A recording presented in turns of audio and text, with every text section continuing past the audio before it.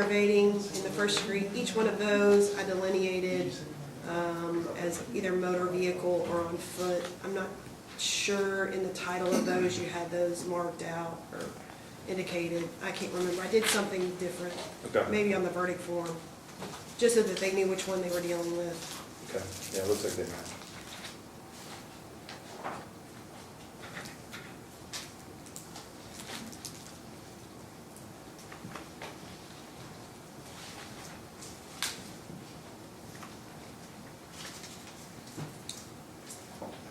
I think that they look correct to me, Judge. I'm sorry, Judge, I've lost my glasses.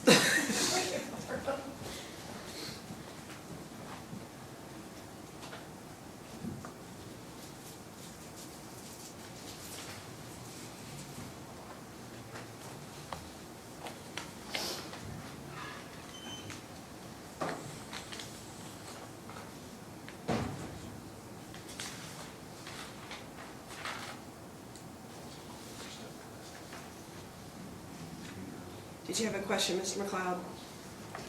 No, I was going to say something to John, but Okay. Morning.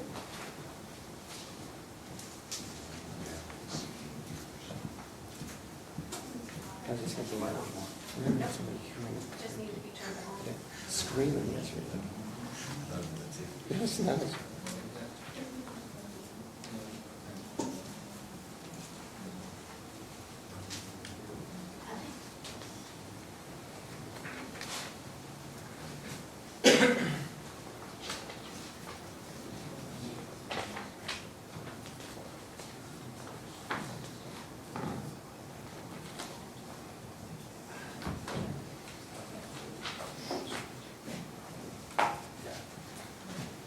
Mr. McLeod, any additions or corrections, or are you satisfied? Yes. Okay, then I will go up and make 13 more copies of these and have those prepared for dissemination to the jury, and I will return at 9 o'clock. Anything else we need to take up? I don't think so, Judge. All right, we can go back off. Thanks, Judge. I'm sorry, if you could just, I know I said that, and now I'm saying it. I think if there's, obviously for either side, if there's any objections to facts not in evidence, I think I just asked that the court admonish the jury, you're the finder of fact, and they need to rely on their own memories as to what they heard and what the testimony was. Okay, if those moments arise, obviously raise your objection, and the court will admonish the jury. I feel like he's pointing that at me. I think that was a general statement, hopefully, Yes. for both of you to take to heart. All right, thank you all. We'll be back in a few minutes. Thank you. You may be seated.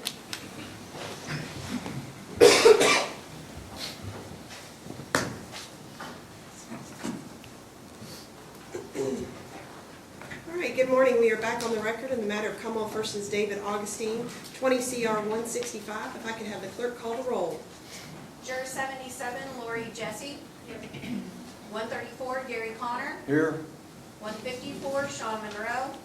He's been excused. Yes. 184, Kim Critchlow. Here.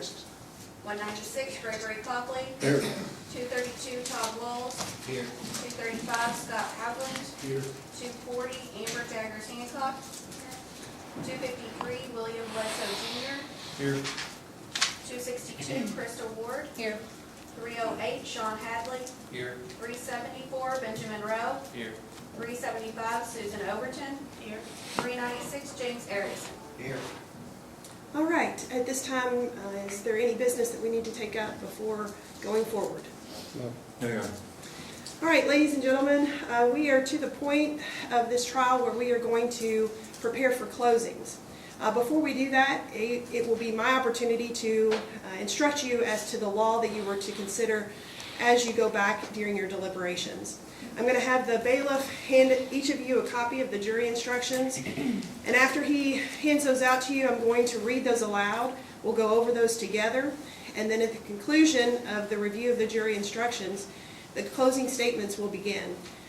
The defense will first give their closing arguments, followed by the Commonwealth. At the close of the Commonwealth's closing statements, then you will retire to the deliberation room here to begin your deliberations on this trial. wait for everybody to copy and we'll read through those together.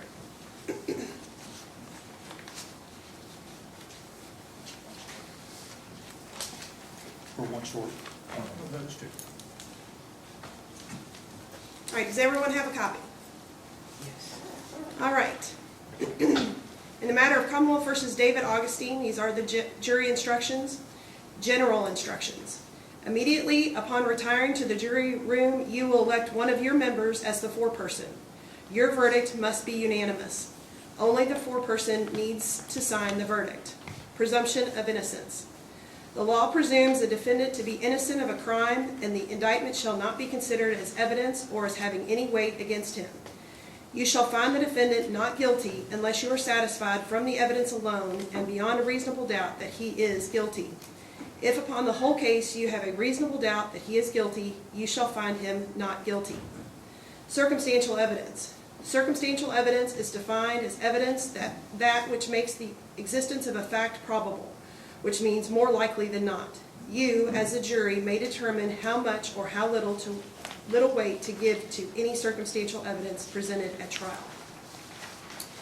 Unanimous verdict. The verdict of the jury must be unanimous, finding the defendant guilty or not guilty, and it must be signed by one of you as foreperson. You shall use the forms provided at the end of these instructions in writing your verdict. Dated this day, the 2nd day of February 2024, and I will sign the original that will go back with you to the jury room. Under the evidence presented to you in this case, you may find the defendant, David Augustine, not guilty, or you may find him guilty of the following offenses. 1. Murder, as set out in instruction number 1. Or 2. Manslaughter in the 2nd degree, as set out in instruction number 2. Or 3. Reckless homicide, as set out in instruction number 3. Please proceed to instruction number 1. Instruction number 1. Murder. You will find defendant David Augustine guilty of murder under this instruction if and only if you believe from the evidence beyond a reasonable doubt all of the following. A. That in Shelby County, Kentucky, on or about April the 15th, 2020, the defendant, David Augustine, killed Brett Augustine by shooting him.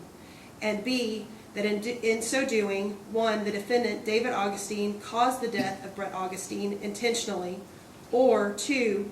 The defendant, David Augustine, was wantonly engaged in conduct which created a grave risk of death to another and thereby caused the death of Brett Augustine under circumstances manifesting an extreme indifference to human life. And C, that he was not privileged to use self-protection as set out in instruction 1A. The definitions for this instruction: intentionally. A person acts intentionally with respect to a result or to conduct when his conscious objective is to cause that result or to engage in that conduct. Wantonly. A person acts wantonly with respect to a result or to a circumstance when he is aware of and consciously disregards a substantial and unjustifiable risk that the result will occur or that the circumstance exists. The risk must be of such nature and degree that disregard thereof constitutes a gross deviation from the standard of conduct that a reasonable person would observe in that situation. Please proceed to instruction number 1A. Instruction number 1A, self-protection. Even though the defendant, David Augustine, might otherwise be guilty of murder under instruction number 1, if at the time he killed Brett Augustine, he believed that Brett Augustine was then and there about to use physical force upon him, he was privileged to use such physical force against Brett Augustine as he believed to be necessary in order to protect himself against it, but including the right to use deadly physical force in so doing only if he believed it to be necessary in order to protect himself from death or serious physical injury at the hands of Brett Augustine. Wanton or reckless belief qualification. Provided, however, if you believe from the evidence beyond a reasonable doubt that the defendant, David Augustine, was mistaken in his belief that it was necessary to use physical force against Brett Augustine in self-protection, or in his belief in the degree of force necessary to protect himself, and 1, that when he killed Brett Augustine, he failed to perceive a substantial and unjustifiable risk, that he was mistaken in that belief, and that his failure to perceive that risk constituted a gross deviation from the standard of care that a reasonable person would have observed in the same situation, then, if you would otherwise find the defendant guilty of murder under instruction number 1, or second-degree manslaughter under instruction number 2, you shall not find him guilty of that offense, but instead find him guilty of reckless homicide under instruction number 3, and so state in your verdict. Or 2, that when he killed Brett Augustine, he was aware of and consciously disregarded a substantial and unjustifiable risk, that he was mistaken in that belief, and that his disregard of that risk constituted a gross deviation from the standard of care that a reasonable person would have observed in the same situation, then if you would otherwise find the defendant guilty of murder under instruction number 1, you shall not find him guilty of that offense, but shall instead find him guilty of second-degree murder under instruction number 2, and so state in your verdict. Provocation qualification. Provided, however, that if you believe from the evidence beyond a reasonable doubt that the defendant, David Augustine, provoked Brett Augustine to use or attempt to use physical force upon him, and that he did so with the intention of causing death or serious physical injury to Brett Augustine, then the defense of self-protection is not available to him. Initial aggressor qualification. Provided, however, that if you believe from the evidence beyond a reasonable doubt that the defendant, David Augustine, was the initial aggressor, the defense of self-protection is not available to him unless A, he did not intentionally intend to cause death or serious physical injury to Brett Augustine, and his intentional physical force was not such that he thereby created and knew he was creating a substantial risk of death or serious physical injury to Brett Augustine, and B, the force returned or threatened by Brett Augustine was such that the defendant, David Augustine, believed himself to be in imminent danger of death or serious physical injury. Please proceed to verdict form 1 to return your verdict under instruction number 1. Verdicts under instruction number 1. Murder. We, the jury, find the defendant, David Augustine, not guilty under instruction number 1. Or we, the jury, find the defendant, David Augustine, guilty under instruction number 1. That will be signed by the foreperson and dated. If you find the defendant guilty under this instruction, you will say so by your verdict and say no more. There will be further proceedings at which you will fix his punishment. Please proceed to instruction number 4. If you find the defendant not guilty under this instruction, please proceed to instruction number 2. Instruction number 2, manslaughter in the second degree. You will find the defendant, David Augustine, guilty of manslaughter in the second degree under this instruction if and only if you believe from the evidence beyond a reasonable doubt all of the following. A, that in Shelby County, Kentucky, on or about April the 15th, 2020, the defendant, David Augustine, killed Brett Augustine by shooting him. And B, that in so doing, 1, he was acting wantonly, or 2, though otherwise privileged to act in self-protection, the defendant was mistaken in his belief that it was necessary to use physical force against Brett Augustine in self-protection, or in his belief in the degree of force necessary to protect himself, and that when he killed Brett Augustine, he was aware of and consciously disregarded a substantial and unjustifiable risk, that he was mistaken in that belief, and that disregard of that risk constituted a gross deviation from the standard of care that a reasonable person would have observed in the same situation. And then provided, again, is the definition of wantonly. Please proceed to verdict form number 2. Verdicts under instruction number 2. Manslaughter in the second degree. We, the jury, find the defendant, David Augustine, not guilty under instruction number 2. Or we, the jury, find the defendant, David Augustine, guilty under instruction number 2, signed by the foreperson and dated. If you find the defendant guilty under this instruction, you will say so by your verdict and no more. There will be a further proceeding at which you will fix his punishment. Please proceed to instruction number 4. If you find the defendant not guilty under this instruction, please proceed to instruction number 3. Instruction number 3, reckless homicide. If you find the defendant, David Augustine, guilty of reckless homicide, you will find defendant David Augustine guilty of reckless homicide under this instruction if and only if you believe from the evidence beyond a reasonable doubt all of the following.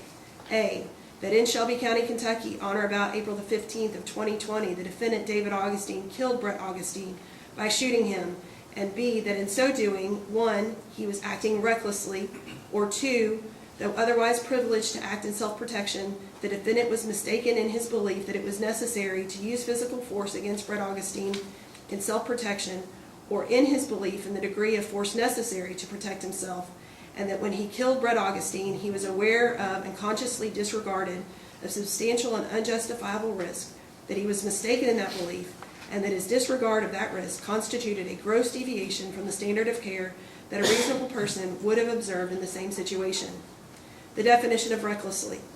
A person acts recklessly with respect to a result or to a circumstance when he fails to perceive a substantial and unjustifiable risk that the result will occur or that the circumstance exists. The risk must be of such nature and degree that failure to perceive it constitutes a gross deviation from the standard of care that a reasonable person would observe in that situation. Please proceed to verdict form number 3. Verdicts under instruction number 3, reckless homicide. We, the jury, find the defendant, David Augustine, not guilty under instruction number 3, or we, the jury, find the defendant, David Augustine, guilty under instruction number 3, signed by the foreperson and dated. If you find the defendant guilty under this instruction, you will say so by your verdict and say no more, and there will be a further proceeding at which you will fix his punishment. Please proceed to instruction number 4. Instruction number 4, wanton endangerment, first degree.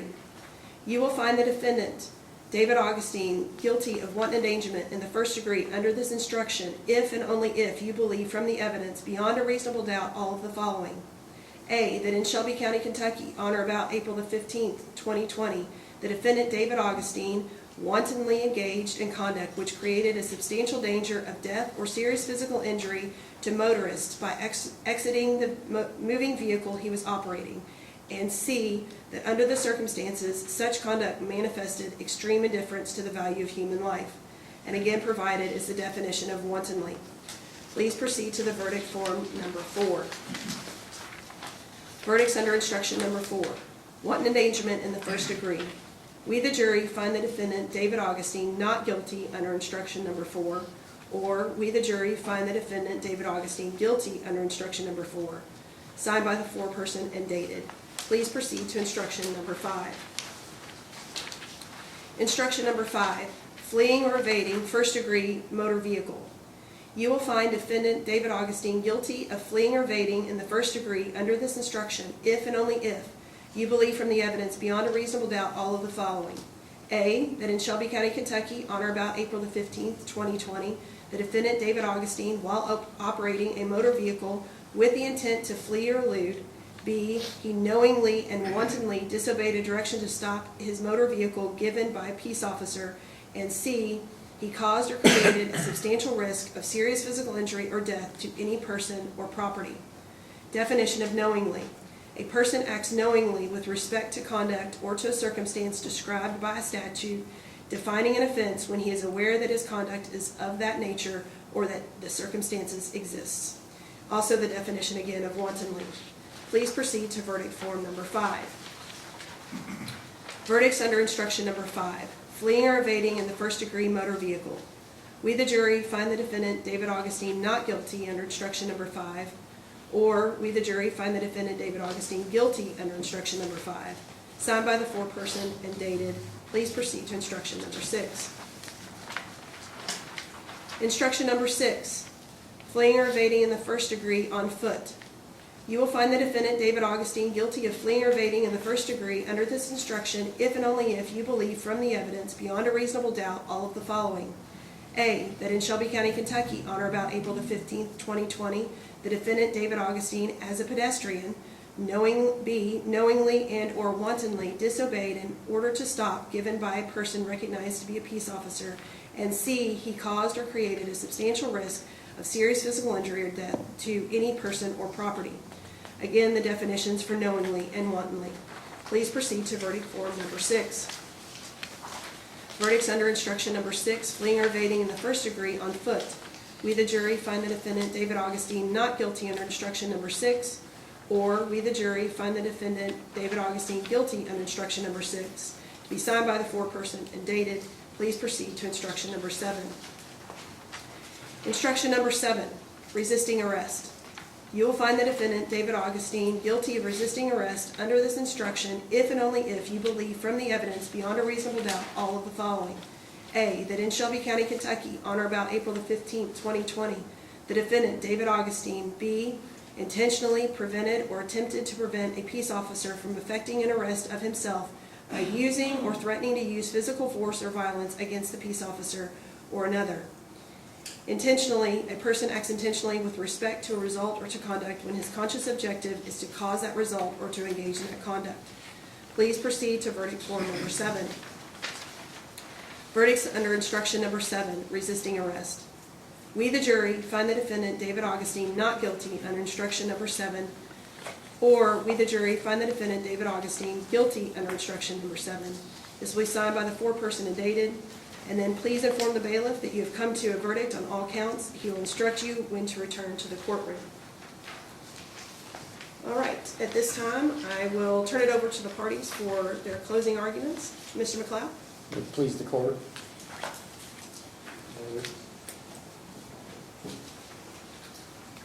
Steady. Ladies and gentlemen of the jury. I want to thank you for being here all week. I mean, I know it's a hassle coming here. I think it's $12 a day. They're long days, they're grueling, they're unpredictable. I also want to apologize that I try to break through what I see as a shield in this family. They're tight-lipped. I thought by the time we got to trial, I would be able to purge them. And what I'm getting at is, there's two sides. It's a bad divorce piggybacking a murder. It had drama all over it. And even to this day, they're arguing and it's side A or side B. And there's nothing in between. So when David gets up and he's kind of a soft-spoken gentleman, he doesn't really get across what's going on, and neither does his mother. But Eric got up there, and I'd met Eric before, and I knew he'd start going on. Now, he didn't say anything specifically, but he hints. You know, he had to get out of there. He wouldn't come home until after he was asleep. He would have fought him. He would have fist fought him if he was there. His mother would have had to pull him out of the room. So we've got these accounts. Great father. I had to get out of there. It's too much alcohol. I don't even take my kids over there. I would have fought him if I would have stayed there. It can't be both. They're hinting at it. For some reason, this family, I said from the beginning, like a 1950s, you're not going to talk about anything. It's no one else's business. But it's unfathomable that right now we're sitting here and we have to hint at what's going on. Because there is something there. This was a dysfunctional family. There's nothing happy in there. And he was part of the machine. He got blipped out of the machine. Now, the two older boys, Micah, and I wish Micah was alive. You know, this is just a tragedy all around. He died of a heart attack, 32-year-old kid at the time. They were, Micah and Eric, who you met yesterday, they're 2 years apart. They're 12 years and 10 years older than him. I mean, like, they didn't know, just a little pesky guy hanging around.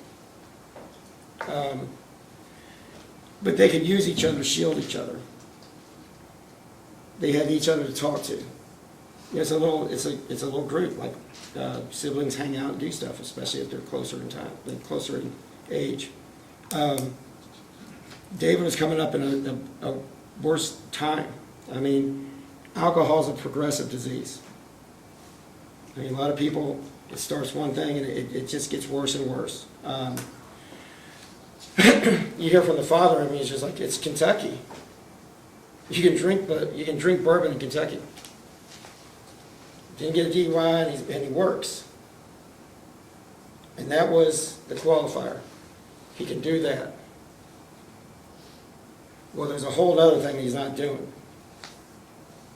It's tough for me to get there that you wouldn't take your son and what's wrong with you? Come on, we're going to go over here.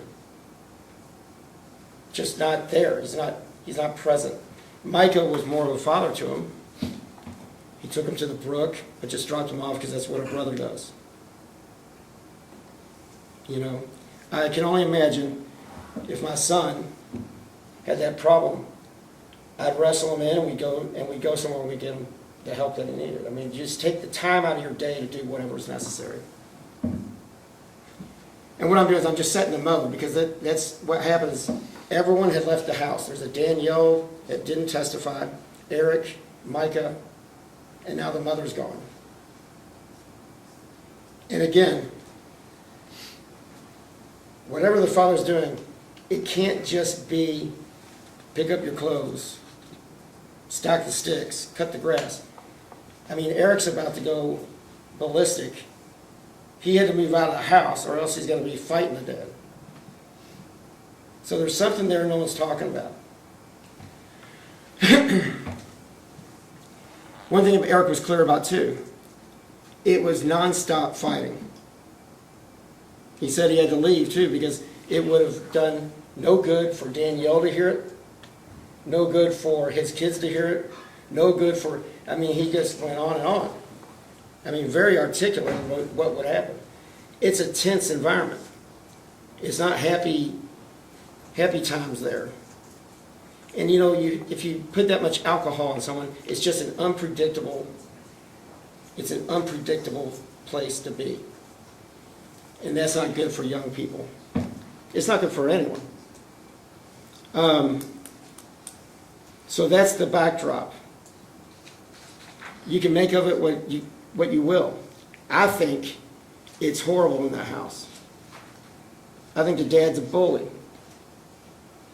And the kids, his half-brothers are much bigger than he is. You saw Eric up there. Micah was about 6 inches taller than him. They didn't have that problem. It was getting physical with him. I hate to say it, the dad's a bully. And so, on this night, you know, you're going to see in the instructions like initial aggressor. You can't initially aggress on a bully. When a gentleman works on intimidation, and that's what he's doing, he's condescending, he's doing these things.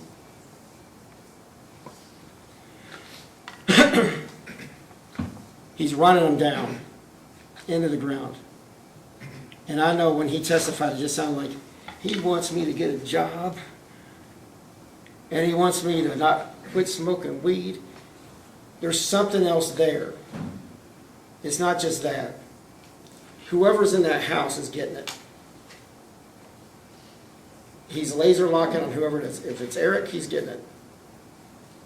I think Danielle had a reprieve. And that's what, you know, as a father, I've got a little girl. I mean, it's tough to, you can't really dig in on a little girl. But a little boy.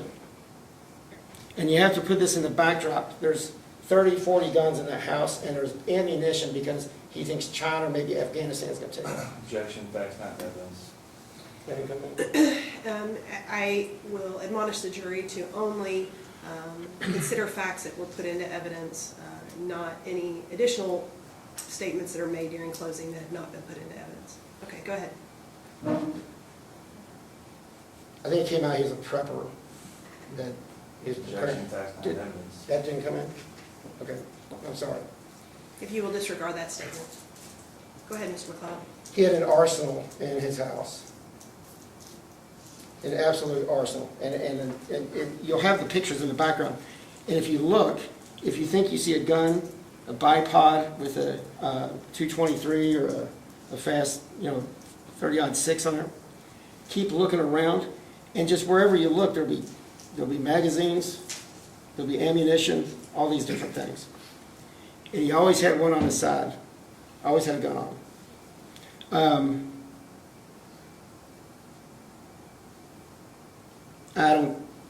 I've never felt the need to, I've got guns, I'm not against guns. I don't know why there's that many. I don't think it's necessarily pertinent to the case, but I think it's also an intimidation thing. People that just, I gotta come on over, we'll blow up some stuff, or we'll shoot this thing, and we'll do. you know, that's fine, but, so here's this environment. And now, there's no more brothers around or sisters or mother. It's just he and the father. And I'm not sure anyone's ever lived alone with him other than David. There's always been a crew there, whether it's Eric, Danielle, the mother. It's never been mano a mano, and now it is. He had his fiance or girlfriend came in. She met him 3 times over a 5-month period. I just don't understand. It's not a warm and fuzzy, good dad type of environment. I mean, I just don't know how that works. I mean, I don't know what food they get. I don't know if it's, you know, frozen dinners. I don't know anything. I don't know. But it's tense. You heard from his friend. Very credible. It's very tense. The night he gets up, I think he testified that he got up about 2. And that's normally the father's passed out by 6, 7, 8, somewhere around there. Objection, facts not in evidence. Sustained. Disregard that statement. At some point, the father would pass out, according to Eric. And that's when he would come in when he lived there. So, the mother testified that she was in her room and he was in his room, and they wouldn't come out. It's status quo when it's just the two. He comes out and the father's awake that night. So he goes to the bathroom, he comes out, he sits down, and it's just going to be volatile. It has to be, because that's what the father does. You heard Eric say that. If you're in there, you're going to get something. Again, I don't know exactly what it is. Maybe he's the surgeon of figuring out whatever makes anyone mad. I don't know the answer. But David's talking to him, and he says, "I don't feel good, Dad. There's something wrong." He jumps on him. "You know what you're taking? You're taking methamphetamine." Stands up. David stands up. His father stands up and jumps up on him, and he hits him, is what he says. Okay, now, he's 110 pounds at that time. You saw in the video where he's talking to the officer. Brett is it looks like a commando. You'll see in the pictures that you have, like little camouflage vests that it would be like when I was in the military, you had a vest that you hang different things on if you want. He's got those that he just wears them himself, wherever he goes. Objection, back not in evidence. Or he just, Sustained. Disregard that statement. I submit he wears those things somewhere in the woods or wherever he goes. In a paramilitary type of situation. He's got these weapons, he's got all this stuff going on. And there's David. You heard Eric, he puts a smile on everyone's face. I mean, it's a really weird little, he's the court jester. He's the guy that comes out, he's dancing, and makes everyone happy. But that really is who he is. So the way this thing works up is, he hits him and he runs. He runs to his father's room, like the wrong hallway, and he's stuck in his father's room. You're going to see the picture that we sent back. He tried to jump out the window, and I can see it. He probably jumped up, and it's not going anywhere. The shades are down. It's not going anywhere. The father's in there. There's a fight. The father gets him down. He's beating on him. You saw his face. You saw his face. And I think it distinguishes itself from what happened when the officers pulled him over. His back was red. There were fresh marks when he got, from what happened when he got pulled over. That was from the night before. That's called hit dad, this is what happens. There's a scramble for the gun. He shot him, but maybe he did. Maybe together they pulled the trigger. He got shot. The bullet discharged, the gun was discharged, it was in contention. And so what does he do? He doesn't get up and shoot Dad several more times. He gets out of there. He runs out of the house. So this is where Dad goes, and Dad knows about guns. I submit to you, he knows about guns. He grabs the gun that you heard the experts say would be good for urban assaults. Going through a house, sweeping, defense. It's a .30 caliber top on an AR-15 bottom. You want to lob something through someone. It's not just a smaller, thin, fast .223, smaller bullet. It's a big blob of heavy grain going in through someone in close range. So they're going to say, well, he didn't have the gun up to him. The expert said, you don't hold that gun, you don't hold it up and aim it like a rifle. It's a pistol. It's a ridiculously huge pistol, but it's a pistol nonetheless. So you can sweep places. That's what he was doing. He was being hunted. I can't think of any other reason why the father didn't call 911 and then say, hey, are you all right? Are you all right? David, where are you? Instead, he grabs the gun, a high-powered rifle, pistol, and goes out and is looking for him. That's what happens. Now, the bullets hit in whatever way they do.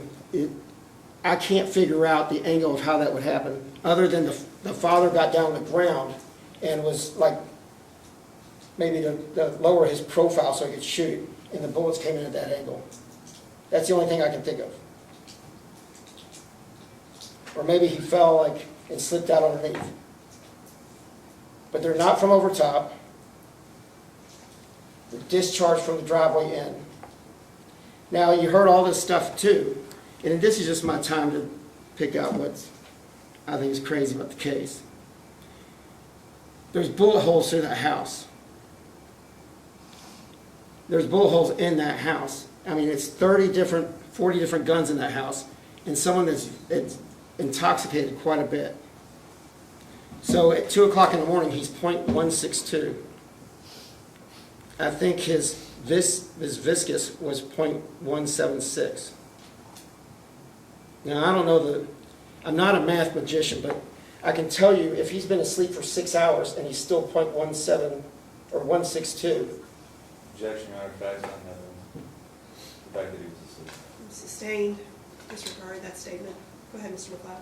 That was, okay. He was doing something till 2 o'clock in the morning. It was testified to he'd sleep on the couch, that he would pass out on the couch and sleep on the couch. I'm guessing that's a habit, and he's probably doing the same thing. I don't know. You can make your own decision. But if that's what happened, if he was, and this is my argument, if he went to sleep, passed out about 8, and he woke up at 2, and David got up, then his BA was much higher when, he gets a lot to drink. And maybe David survived because he was drunk. Maybe that's a saving grace. So maybe it ruined him the father wasn't a good father his whole life, and at the end of the day, alcohol saved his life. I don't know the answer to that.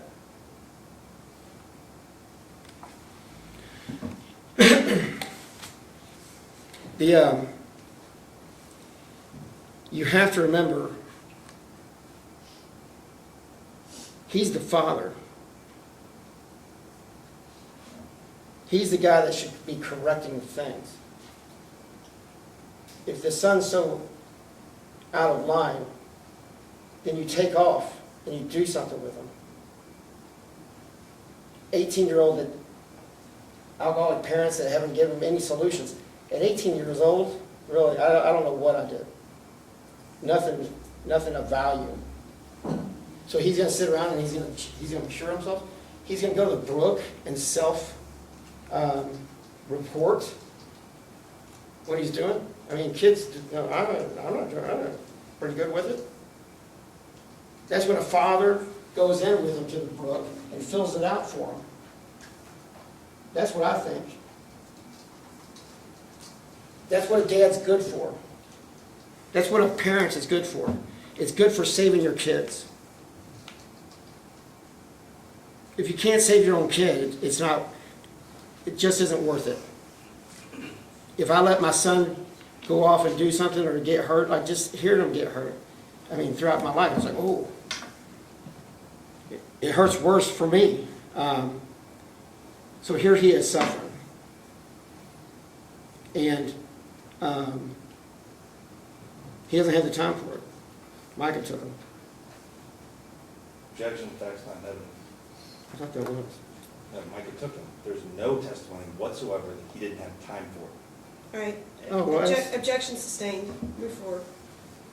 I submit that he didn't make time for it. He didn't make time for it.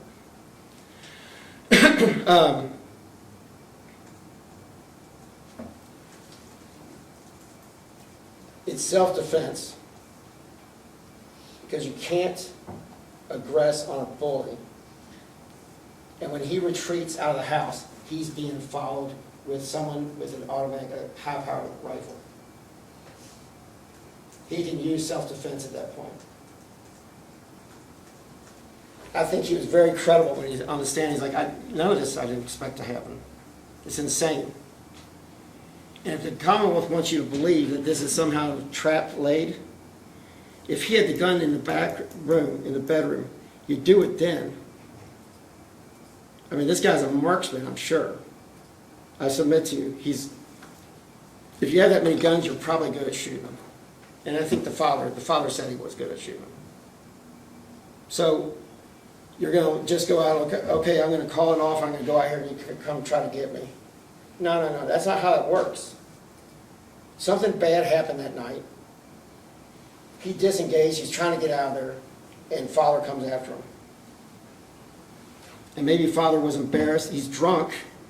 Maybe he's embarrassed because his finger got hurt with the, torn up a little bit. But now he's after him. And that's the only way you can look at that. There's no other way I can think of, like, okay, I'm going to get my automatic weapon and go out and look for my son.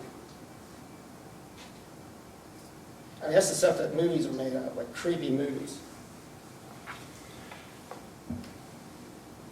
Now, throughout, the government has said, well, who knows? He was up in that room, he was up in that house. How long was he in there? He's drinking water, he's moving around. He could have done this or that.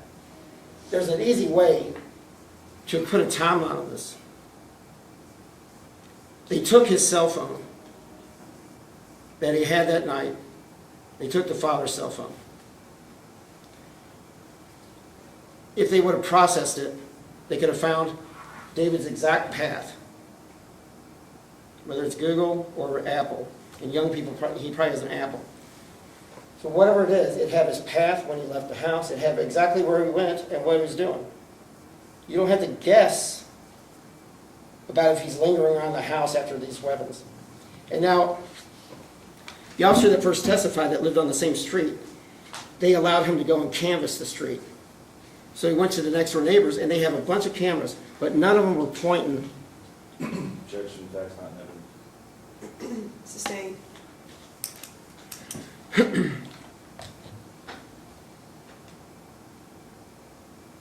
Are the cameras in for the approach? We saw. There's absolutely exhibits of the cameras that are at the Augustine house. There was no testimony about any cameras anywhere else on that street. I agree. Well, on the detective's report, it says that he found cameras of neighbors. That's not in evidence. Hang on just a minute. Let him respond. Well, in the report, it said the next door neighbor had cameras, but none of them were pointing at the. I thought that came out. Yeah, there was no testimony to that effect, and the report isn't going to come in as it hasn't come in as an exhibit. So I think you can refer to the cameras at the Augustine home, but no other Well, I don't think they're wrong.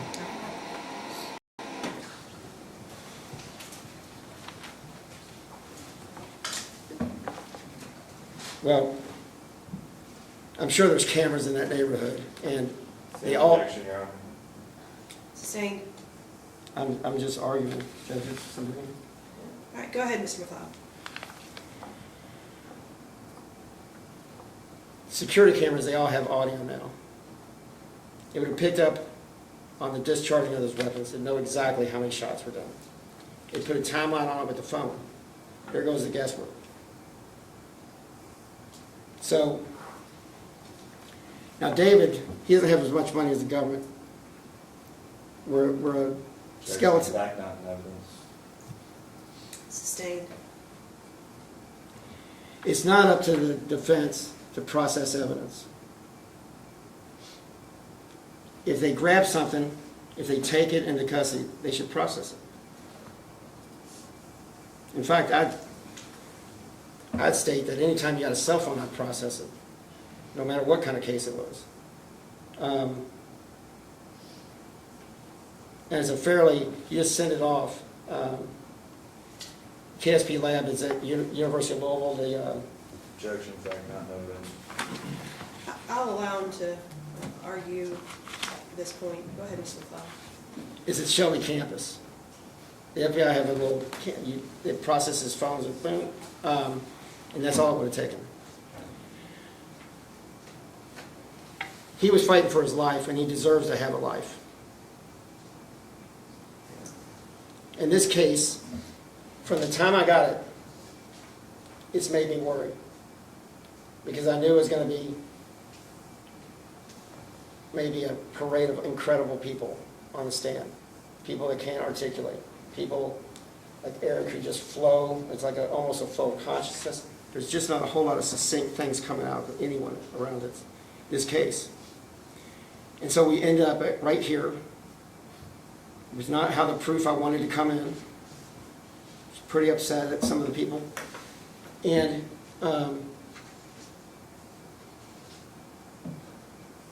people did the best they could with what they've got.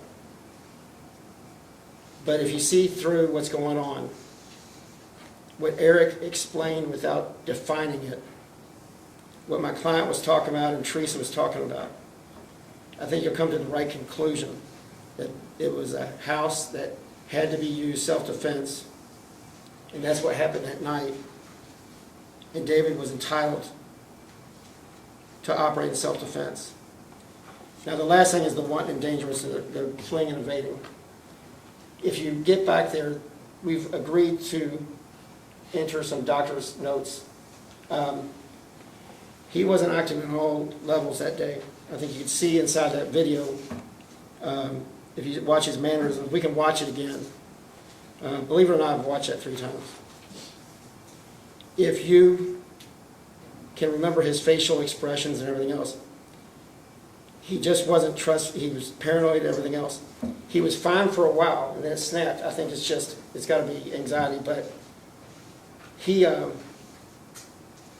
texted his therapist that while he's in the car, he's like, there's 2 fake cop cars behind me. Objection, fact not in evidence. It's on those medical papers that we stipulated that are coming in. Okay, I apologize. Go ahead. So these medical records, his prior psychologist, if you look through those and you read them, you'll kind of get an idea of where he was. But he texts him and he says, hey, I'm out on the road. There's 2 fake cop cars behind me. So I think you can acquit there if you would. But I think it's the right thing to do. I think he's done what he needs to do. He grew up in a horrible place. They created whatever it was. And I think it's one last thing is no one came in here and said he was anything but a sweet person. So someone bounced him up over whatever where he had to operate in self-defense, and that's what he did. Thank you. Thank you, Mr. McLeod. Commonwealth?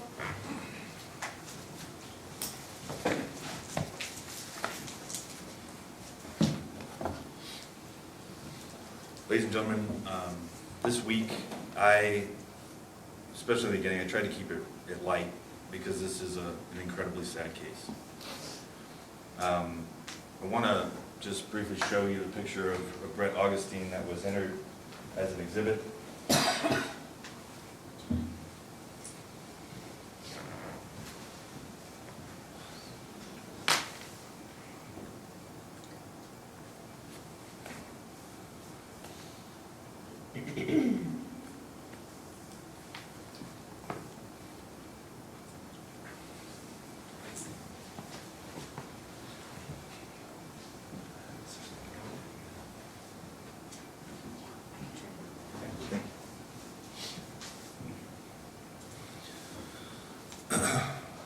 Before we get into this, I want to remind everybody that during jury selection, you all agreed that you would follow the law, and that's what you have here in your jury instruction packet, okay? This is the law as it's been given to you. You also agreed that you weren't going to check your common sense at the door, okay? Among you, you have medical professionals, you have psychologists, doctors, former law enforcement, but most importantly, you have 12 people that all agreed that they have common sense and that they were willing to listen to each other in that jury room. So, when you look at Brett Augustine, he was a father, he was a son, he was a brother, he was a significant other. And he lost his life when the defendant attacked him. Mr. McLeod keeps talking about how there's got to be something else out there. Something, we can't break through this. Something's out there. Why does something have to be out there? Because if there's not, it's murder. The defendant said on the stand that this was a very difficult time for him. But what testimony did you really hear about how difficult his life was? By the defendant's own words, in 18 years, his father was physical with him 3 times. 1, after he threw a bowl of ravioli at his dad. 2, if you believe him, when he grabbed his wrists in the massage chair. And 3, on April 15th, 2020, after he had already attacked his father and punched him in the face. Defense wants you to have sympathy for the defendant and to acquit him because he was so poorly treated. But as you heard, the defendant, as an adult, was supposed to get a job, was supposed to clean his room, was supposed to do his chores and stop selling and smoking pot. Even with Eric, you heard the testimony of Eric, and he would say, well, we'd have these arguments, but it's just about the stuff, like do your chores, be an adult. That was the argument. That was the difficulty. That's what the defendant couldn't accept. I would submit to you that there is only one person here that deserves sympathy, and that's Brett Augustine. Because he tried to make his son a responsible and functional member of society, and it cost him his life. Defense wants to talk about the defendant's face. Well, if you want to go back through those autopsy pictures, you can see the bruises. You can see the cheek bruise, you can see the eye bruise, the black eye that was forming, that the defendant did. Defense counsel just, and I don't follow, but he just said maybe they pulled the trigger together when they were in the bedroom. The defendant, by his own words, said, I picked up the gun and I shot him.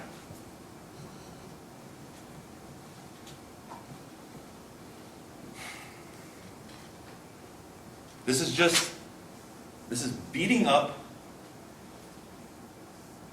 a man that was murdered.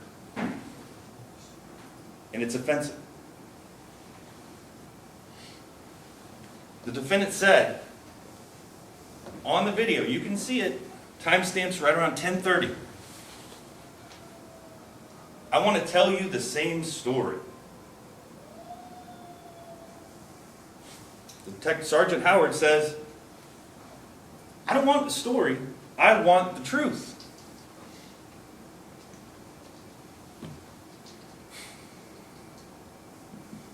It's a tough thing about the story. When you have to wait and then respond to make sure you're saying it the way you did before. The truth, that stays the same. Waiting. Everybody remembers waiting. We talked about it a bit. That's at 9:19 on that interview stamp. Defendant tried really hard to walk that back on the stand. You can watch that video if you want to, but he shows with his hands. I went like this, and I waited. As we talked about it, I talked about it with him. He could have run away, but he didn't. Why didn't you run away? I don't know. I don't know. He knew, I'd submit to you, he knew that he had taken it too far and he was going to finish it. So he waited from the corner, saw his father coming, backlit, had him, could see him, and he's in the darkness. And he started firing. You heard Trooper McCormick say, 2:33, he heard one shot. Woke him up. He looked at his clock. That was odd. Then later, he heard a series of 7 or 8 shots. That corresponds perfectly, even with the defendant's story. You saw the testimony of Sergeant Howard. He showed the bullets and the directions in which they went. Some are going from left to right, some are going right to left. 3 are in the head of the victim. You don't have to check your common sense at the door. If you're in a room and there's light behind you and you're looking outside, whoever's outside can see you, you can't see them. And he used that to his advantage. Because he put one on the left side of his father's head. And the medical examiner testified that that is where he lost his ability to breathe, to walk, to stand, all function. Dropped it. We can go to the next photo.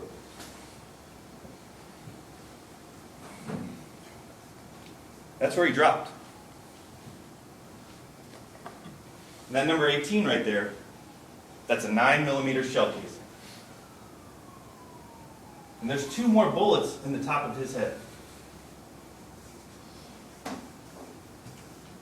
Can't understand how he got there. He must have been prone, must have been down on the ground like defense counsel said, except for the fact that his own client testified he saw him with the gun in his hands in the doorway when he fired.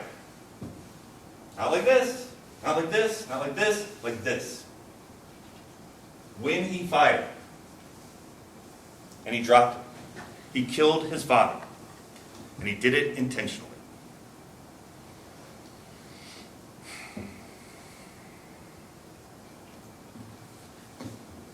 In your instruction packet, there is a definition of self-protection.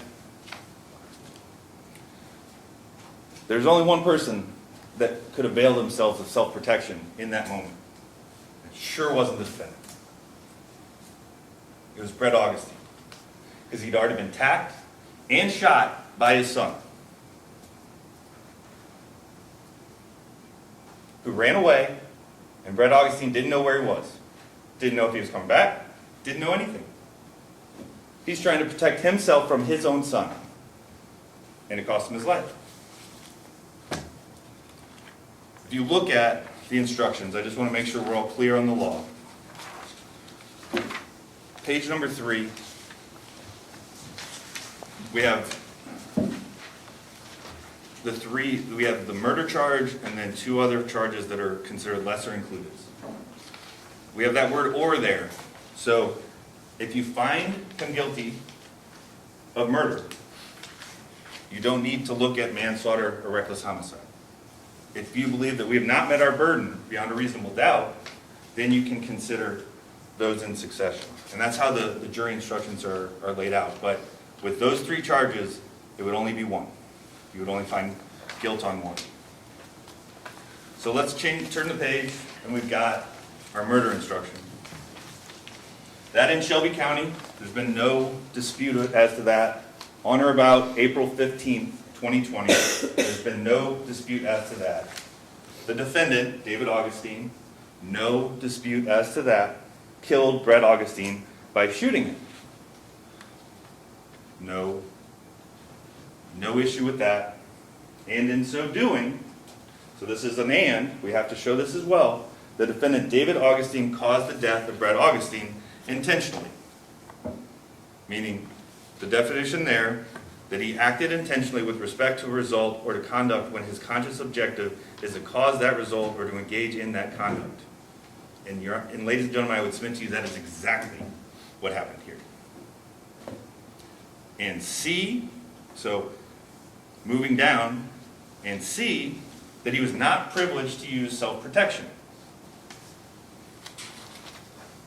And we have to prove that as well, beyond a reasonable doubt. Self-protection is laid out on the next page. And if you flip two more, though, and this is where I'm going to point you to, two more pages, we've got the provocation qualification. That's at the top of, looks like the 6th page. Provided, however, that if you believe from the evidence beyond a reasonable doubt that the defendant, David Augustine, provoked Brett Augustine to use or attempt to use physical force upon him, and that he did so with the intention of causing death or serious physical injury to Brett Augustine, then the defense of self-protection is not available. Now, there is still yet another qualification, and that's the initial aggressor. Provided, however, that if you believe from the evidence beyond a reasonable doubt that the defendant, David Augustine, was the initial aggressor, the defense of self-protection is not available to him unless he did not initially intend to cause the death or serious physical injury to Brett Augustine, and his initial physical force was not such that he thereby created and knew he was creating a substantial risk of death or physical injury to Brett Augustine. Well, he'd already done that. By the time he's outside, he's already done that. He's already shot him in the finger and in the arm. So you don't go past, you don't go to and, because he's not entitled to self-protection. He started the fight and he ended it. And he admitted that on the stand.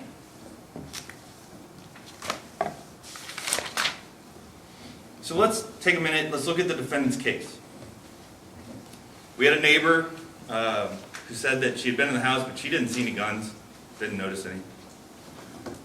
We had a friend of the defendant, JP, I think is what he went by, and they smoked pot together. David would stay at his house because they could smoke pot together at JP's house because Dad didn't like it.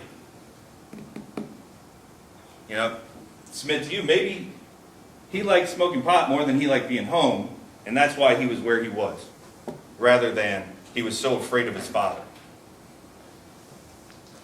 We have his mother who testified. You heard about her past. You heard about from the defendant's own mouth that living together with his mom gave the defendant what he called light schizophrenia. And then we heard from Dr. Whitman. That is the worst $2,500 I have seen spent to beat up a dead man. It's offensive. And we had the defendant, who is actually maybe the most truthful, if that's saying anything. He would admit to the things that he could not deny, but he would deny the things that he could not admit, or he would try and explain them away.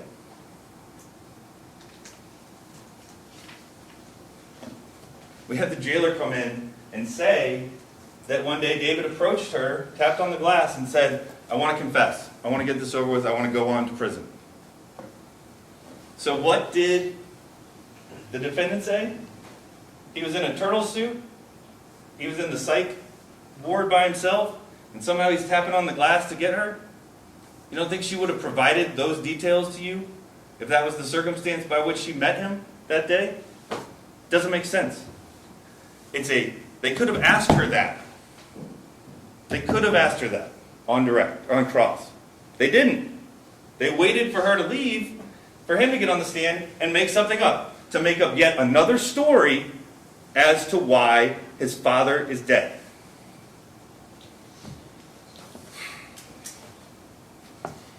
Ladies and gentlemen, it's our burden to prove this case beyond a reasonable doubt.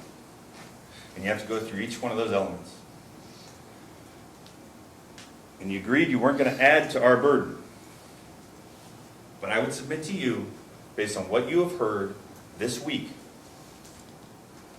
we have proven this case beyond all doubt.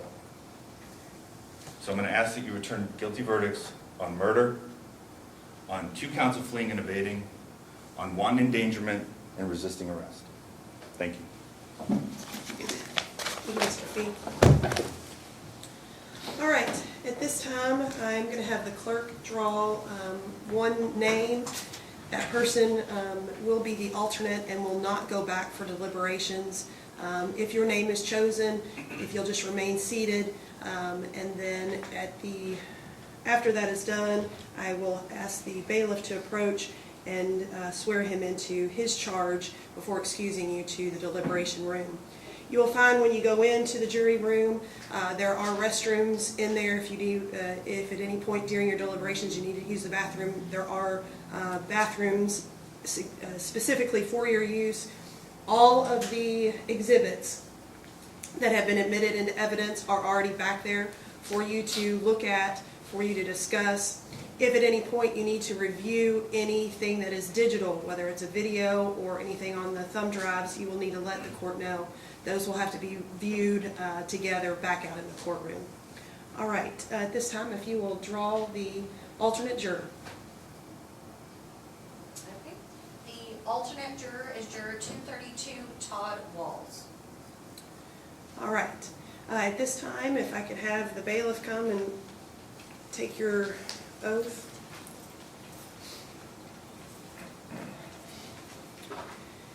Do you swear that you will keep the jurors together and not allow any person to speak to or communicate with them on any subject connected with the trial, and that you will not do so yourself? All right, here's the original copy of the jury instructions. All right, everybody but Mr. Wall, if you will leave your cell phones, you cannot take those back with you. You can take your notes, and if you will stand and follow the deputy back to the jury room. And you can take your copy of the jury instructions as well.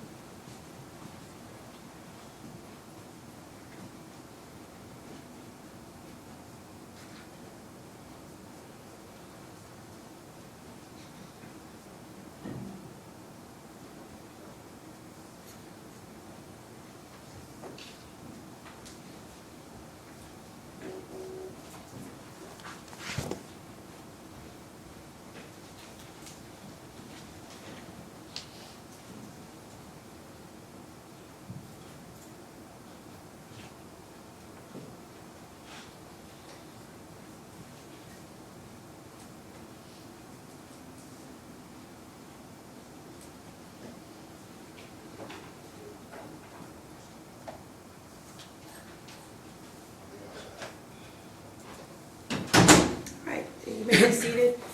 Mr. Walls, we really appreciate your service. I know it's been a long week, and it's often a disappointment for jurors to sit through this whole ordeal and not be able to see it to its conclusion. You're welcome to stay if you want to see what does happen. You're also, if either party wants to speak with you, it's up to you whether or not you want to speak with them, and you can decline to do that, but if they do have questions for you, you are able to discuss that at this time. All right, we'll go off the record. We'll stay adjourned until the jury returns. Thank you, Judge. How's the counter? All right, we are back on the record. The jury has inquired as to whether or not they can have a whiteboard or something to draw on. Any objection from the parties to allow them to have something? The question is, what do we have? Do we have a whiteboard, or just, I mean, we could send back paper, but that's going to be on a smaller scale. There is a whiteboard in my lobby, that says welcome to the circuit clerk's office. I'd be happy to clean that off and bring that up with some markers and an eraser. Any objection? No objection. All right. Then I will ask the clerk to go ahead and provide that for them. And once that is available, Mike, if you will just slip that in there and let them have that. I think that was the only issue or question, correct? All right, we can go back off the record. Not yet. All right, we're back on the record. The jury has indicated that they wanted to watch the video of the resisting. Is that correct? Is that going to be Commonwealth's Exhibit 7 dash cam video from Shelbyville PD, or is that something else? That is that video, yes. Okay. All right. So that was on it was played with this, which doesn't have anything in it or on it. It's just it can be plugged in if the court needs it. We have it. Do we have the ability to plug that into one of your computers, or do we need the Commonwealth to play it? They have to come back out and view it out here. Okay. Yeah. Do we need to clear so that? No? You just, there isn't any talking. They can't ask questions. You can't say anything when they come back out. So what's your preference? I don't really care. I can have Amy bring up her laptop and we can hook it in. Well, if he's already got it, why don't you just plug it into yours, Mr. Fee, and Can we then... get it queued up and make sure, so there's nothing, they don't see anything else other than the video on the screen? Mike, if you will knock and ask for Commonwealth's Exhibit number 7 to be handed out, we'll get that queued up before we bring them out.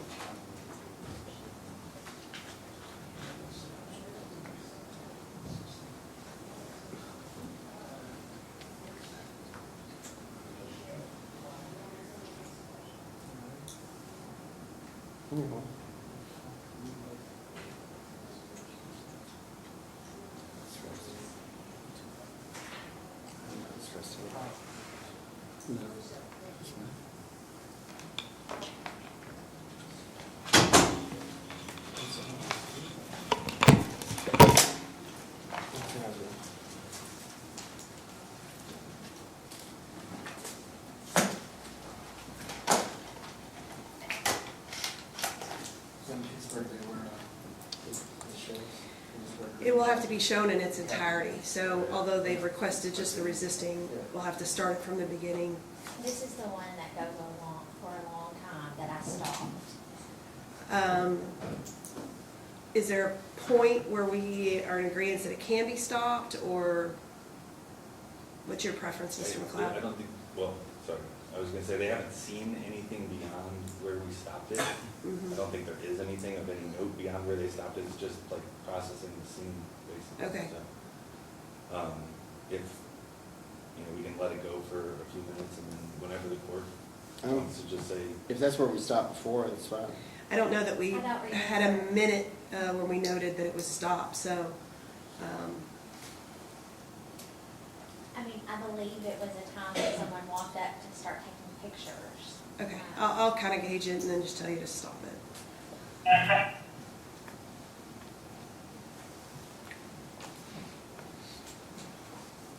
All right, if you will have the jury come back in.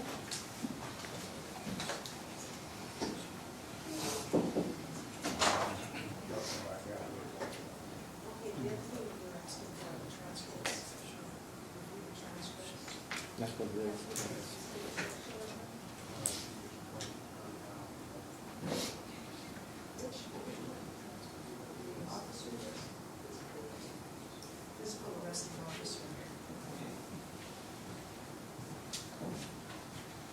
right, ladies and gentlemen, if you'll go back and take your seats.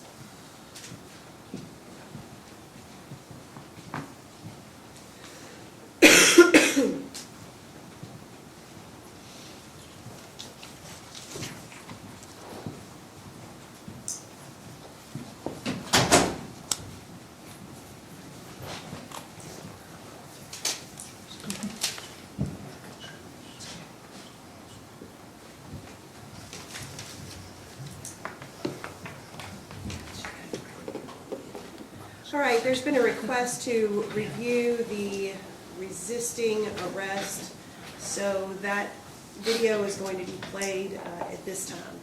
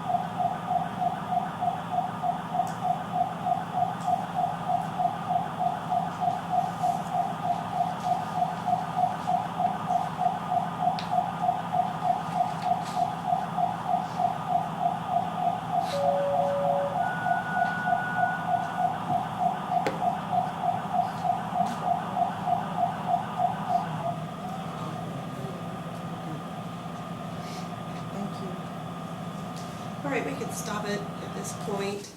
If you have any other requests, just make sure you put them down in writing and hand them to the deputy. All right, you can return to the jury room.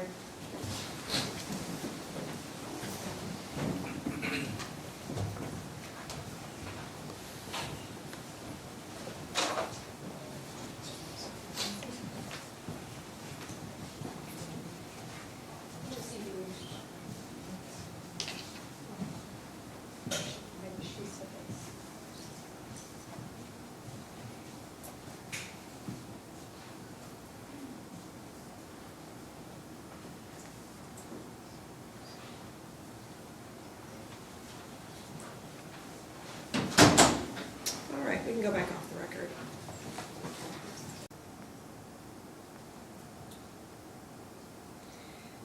There's a handwritten note from the jury. It simply just says transcripts of arrest. I'm not sure what they're asking for there. The interview was not, there's no transcript of the interview. So if they're wanting to review that, they'll need to watch it. Correct?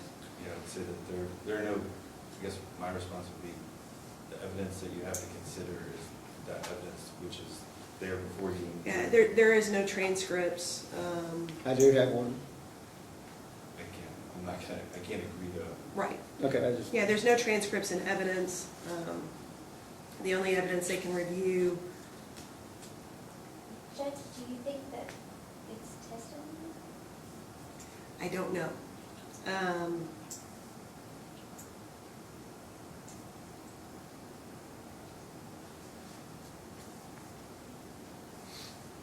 trying to think how to word that. She asked me the arresting officer, transcript of the arresting officer, so I didn't know if she was talking about citation or something like that. I might just send a note back for them to be more specific as to what it is that they're requesting.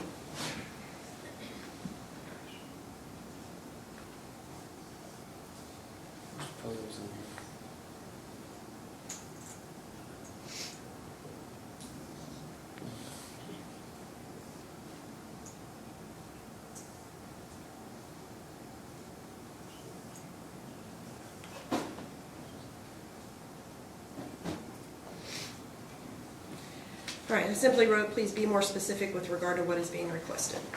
Okay.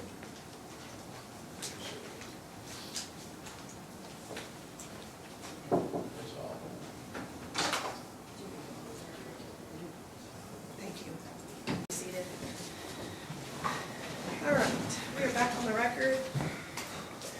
There's been a note come out.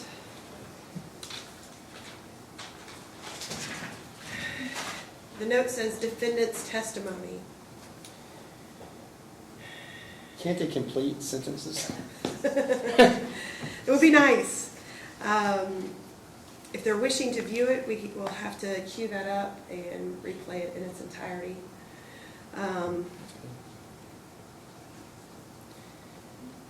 Also, I do need to bring to everyone's attention that one of the jurors found his cell phone in his coat pocket and brought it to the bailiff. Did you check it, or? I didn't check it, he just told me he didn't use it. Okay.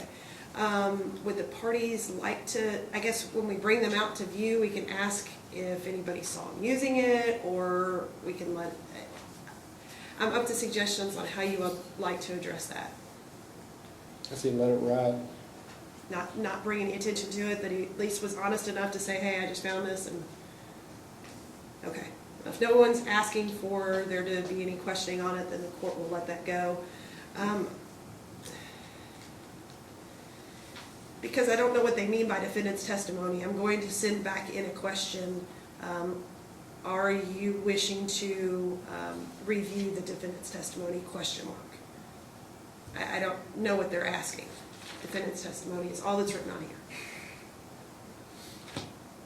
There's no transcripts, obviously. There's only two things I can take from that question is, can we consider that as evidence, and or are they requesting to see it again? Mm-hmm. If they just add the little words around the two main words, make it. Right, I mean, I think we have to ask them what they want. Are you asking to view the defendant's testimony? Question mark. Or, What are you asking? Defense testimony. Is there a question? well, and are they asking for his live testimony, or are they asking to watch his interview? I bet you it's not that interview. Probably not. I'm going all in. But it's not.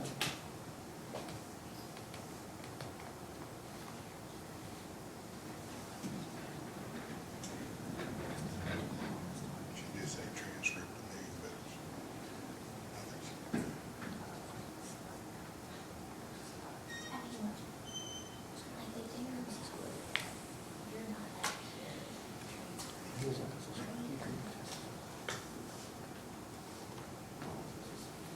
That's probably what they think. Mhm. they watch the court TV stuff. I mean, I didn't look in here, but not doing that. I mean, when they, there's not true. Well, even was in charge.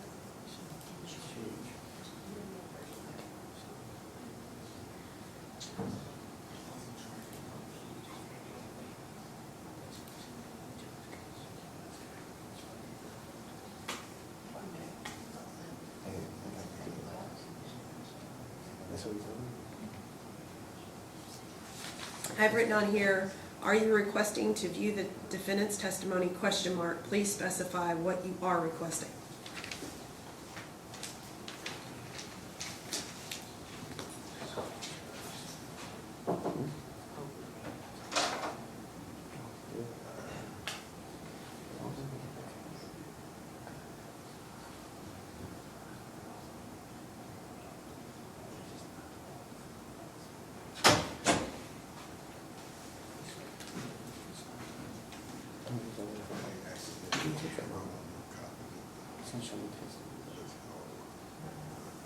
The jury instructions. They put notes on it. I think she read it to the X on it before she showed me. Just turn that in. Okay. Is what it is.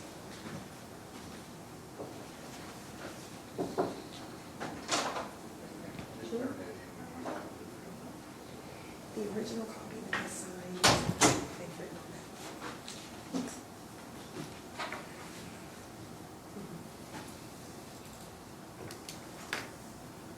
Do you want to go for record to them back? Please.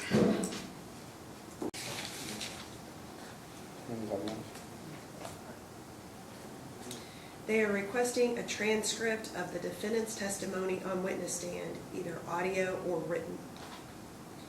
Well, there's nothing other than the live video feed. I want to stay here for, a couple days, I could try to get it typed. Yeah, we're not doing that. Can you queue up his testimony?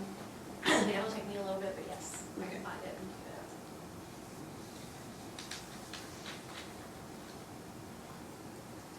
that. I have it transcribed.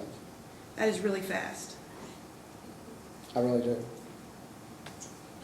You have his from the witness stand? That is really fast. Do you need a job? It's a program that does it. Just,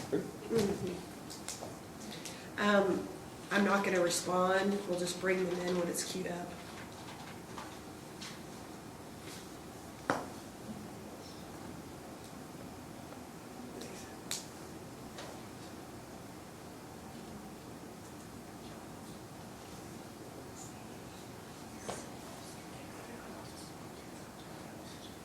Would have been roughly 1 o'clock.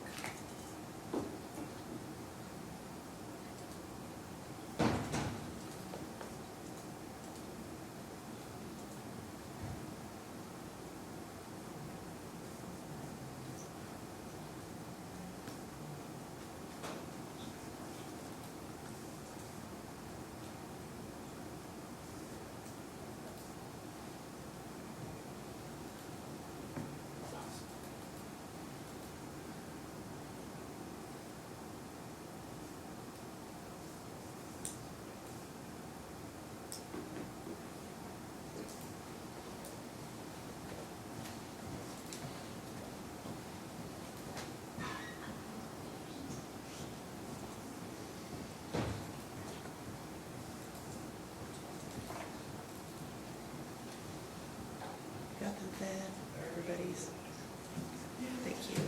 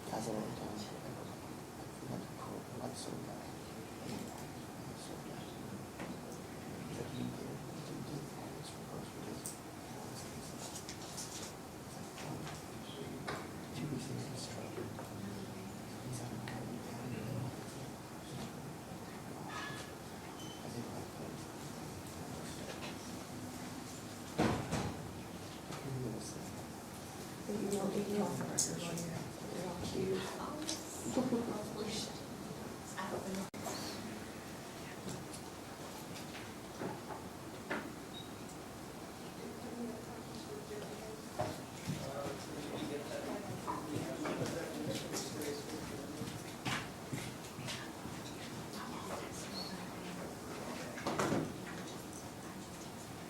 Was that it? Was there another one? I think that's it for now.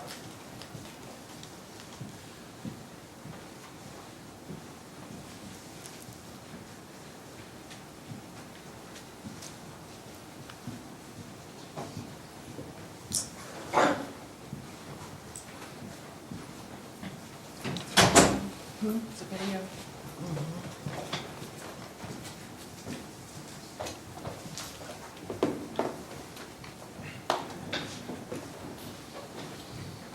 All right, ladies and gentlemen, at your request, we are replaying the defendant's testimony live from the witness stand.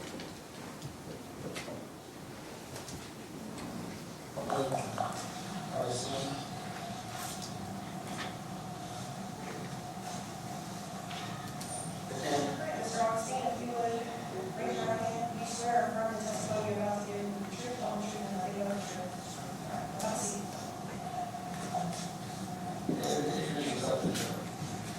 David Augustine, I'm the defendant in this case. Yeah. We're going to just, can you describe your relationship with your father? It was difficult and some, at times it was marked with abuse.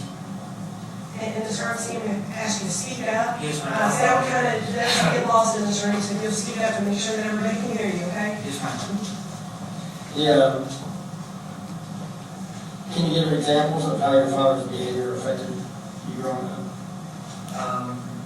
It caused a lot of stress, made me anxious, and at times I was also scared and frightened. Were you aware of any domestic instances of domestic violence between your parents? Yes, sir. What, can you give me an instance? Earlier, my mom even spoke on briefly the incident of the socks when my dad grabbed the back of the deck and had led her out of the house and forced her to do his belongings. Was there one where you were in the room? Yes, sir.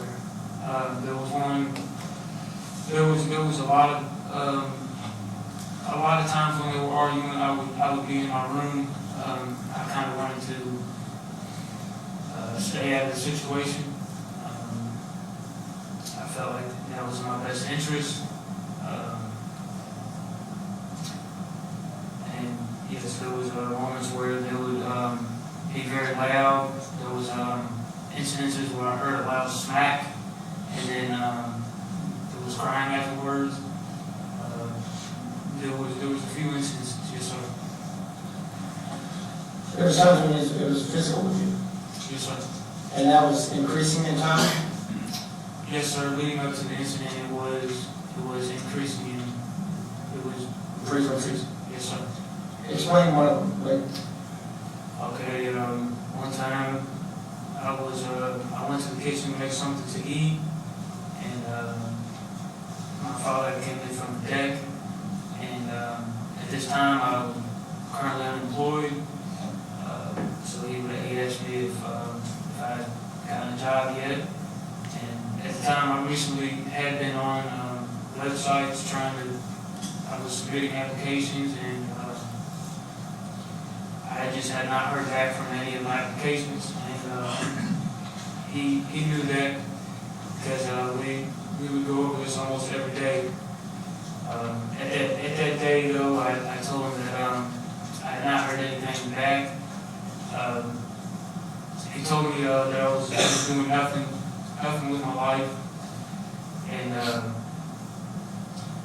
argument actually escalated, and he had grabbed my forearms and was shaking them while I was sitting in the massage chair in the living room.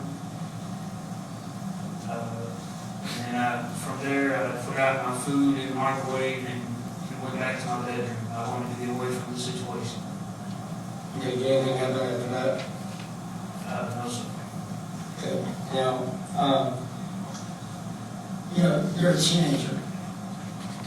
I mean, if I want my son to be doing something, I'm going to dig into him. Yeah. Is it a different feeling than that? Yes, sir. It was almost condescending. He would make condescending remarks about it, about the job. It was like almost like he didn't like.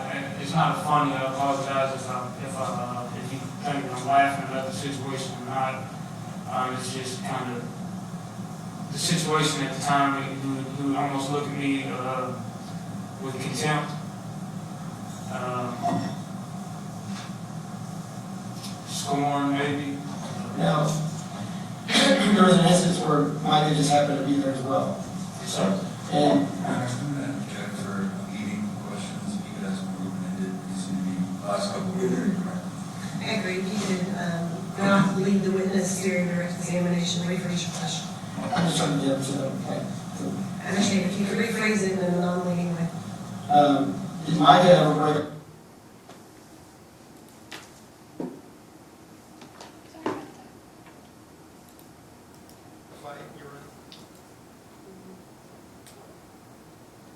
yes, sir. Okay, explain it. What happened? Yes, sir.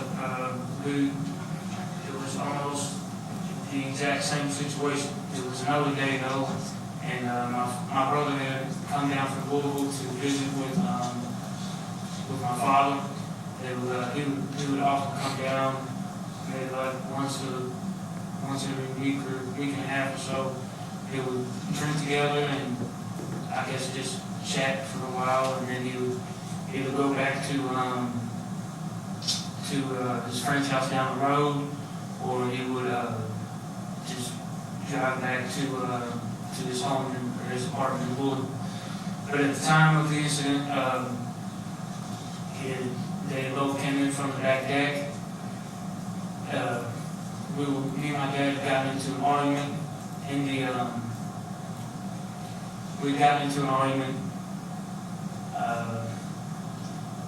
I didn't throw, I want to make it very clear that I did not throw any spaghetti at my dad. I don't know how that ended up in the report that was wrong. That's the truth, though. I did not throw any spaghetti, but after we were arguing, he had shoved me up against the wall, and he had his arm raised back, and that was when my brother intervened and de-escalated the situation. Now, if you hadn't intervened, what would have happened there? Objection calls for speculation. Objection's the same. What did you think was going to happen? Definitely thought he was going to hit me. Okay, now,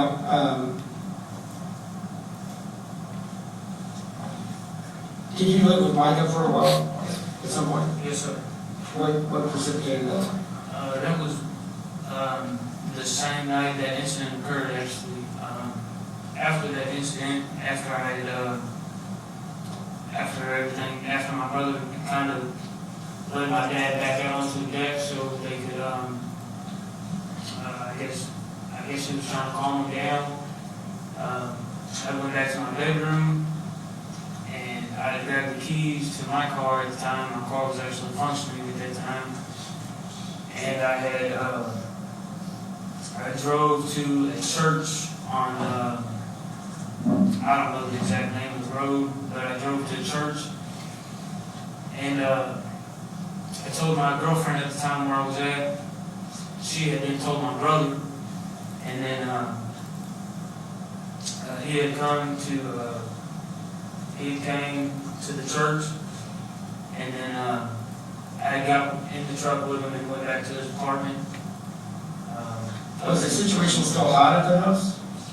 Yeah, Micah even thought it was in his best interest that I go live with him until things calm down, because tensions were still high after that argument. So what am I missing here that it was so intense at that time? Well, I mean, we just had a very big argument. If I went back there, I feel like I would have been in danger, and there's nothing good would have came from me going back to that house. And what was the argument? I think at that time it was over a job, probably. Now, Or marijuana. okay. I'll make that clear. That's the only two major things we ever argued about. Was either, at the time, I think I was unemployed for about 2 months. So 2 months without a job. I told him that I was looking for a job, and it was either about one of those two things, marijuana or finding a job. Did you, you had a good job in the past? Yes, sir, I've had plenty of good jobs. Well, like you were at UPS? Yes, sir, I was. I was at UPS for a brief while. It was only part-time, though. I was at the one in Lexington on Forbes Road. Was working 5-hour days for $15 an hour. I understand that you cannot, in today's world, you probably cannot sustain yourself on, or you cannot sustain yourself on $15 an hour. But he had made it a point to tell me that I needed to get another job. So made it a point to tell me that it was not good enough for him. Even though I was working at the time, so in my head, at the current time of thinking, I didn't know that there was a point to even keeping the job. That was just the way I felt. So There's rumblings that you would, you'd stay in the room until you went to sleep or pass out. What would you do if your father was coming home? I would stay in my bedroom. I would not want to go. I mean, we didn't really have anything in common. The only interactions that me and my father had were just basically arguments, or him telling me to do something that I'm already trying to do currently at the time. Okay, now, are you scared of him? Yes, I was scared of him at that time. Okay, we're gonna go back to some of that stuff, but Yes, sir. explain the events and circumstances of April 15th. April 15th, 2020, I had woken up that morning. I had used the bathroom. I think it was about 2 o'clock in the morning. I went out into the living room. Saw my father was awake. I proceeded then to use the restroom. After I had finished using the restroom, when I came out of the bathroom, I saw that he was coming back to the couch. After he sat down, I sat down on the tile of the fireplace. I then told him that I wasn't feeling good. I wasn't feeling right. I asked him what he was doing up. He said he was taking out the garbage. After that, I sat down on the tile of the fireplace. I told him I didn't feel well and that I was feeling hot. He told me that I knew what I was doing and that I was taking that. At that time, that's when I stood up. I said, what have you been putting drugs in my stuff? And he said that was when he stood up. His hand was on his firearm. He could have just had his hand resting on it, honestly. But he stood up with his hand on his firearm, and that was when I hit him. I hit my father. As soon as I hit him and I realized what I just done, I turned around and I took off running. I ran from the living room to his bedroom, and immediately I tried to jump out of the window. And like I said, I was trying to get away. I didn't know. I had just come to terms with what I just did. I just hit him. I tried to run away. I tried to get out of there. Tried to jump out of the window. The window did not budge. So you try to jump out of it, you just try to explain. Okay, I ran into my father's bedroom, and I looked to my left, and there was a window, and I ran full speed at it. It did not budge. It did not budge one bit. It threw me back. And immediately after, my father was in the bedroom, and we were fighting again. I said that I charged at him, but it was really just instantaneous. It was right after I tried to jump out of the window. It was almost instant. I turned around and we were right back to fighting. Hold on a second, not a question.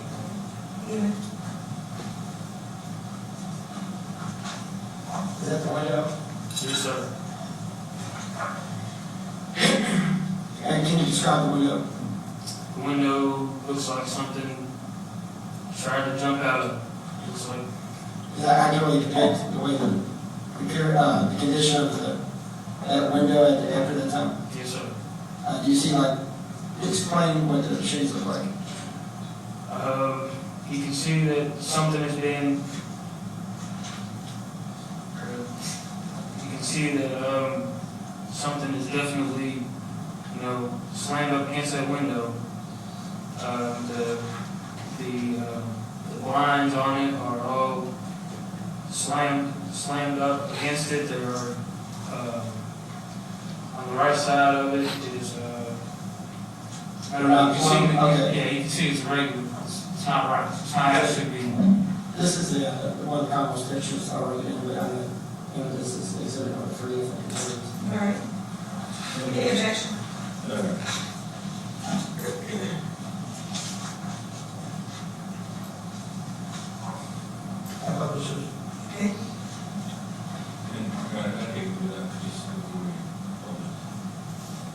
Yes.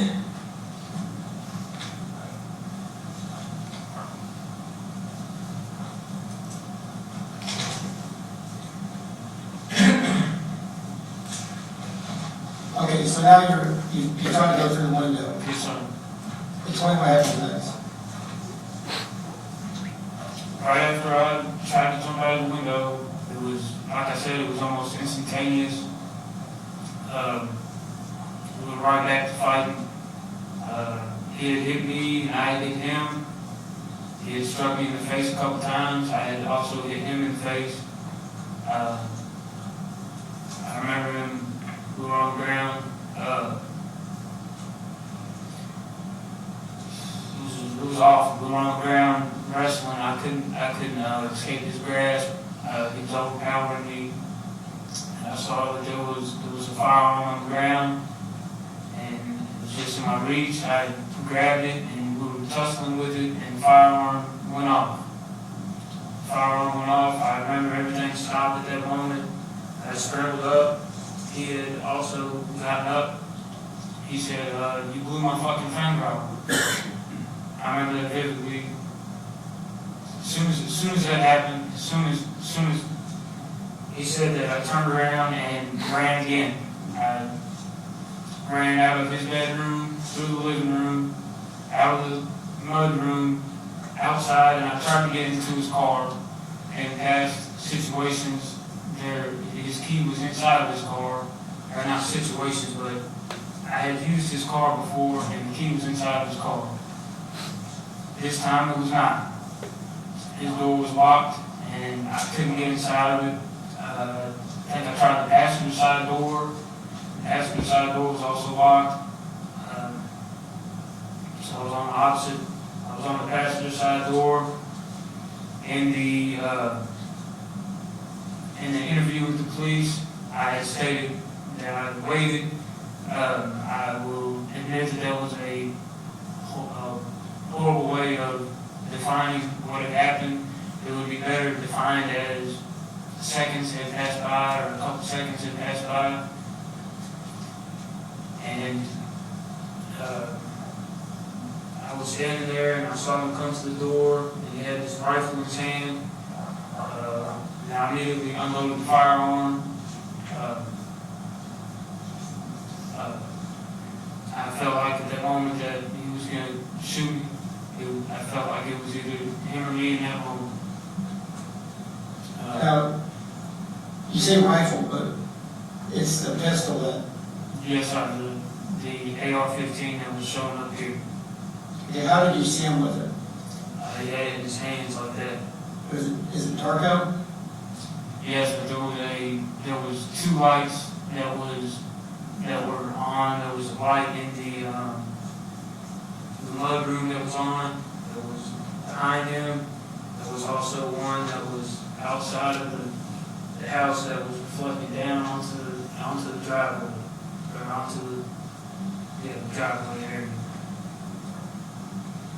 When you left the master bedroom, he was still in there, Yes, sir. and he was standing up and... Yes, sir. He had taken off. Yes, sir. He was in the bedroom. Okay. Do you know if he called 911? No, I do not. Okay.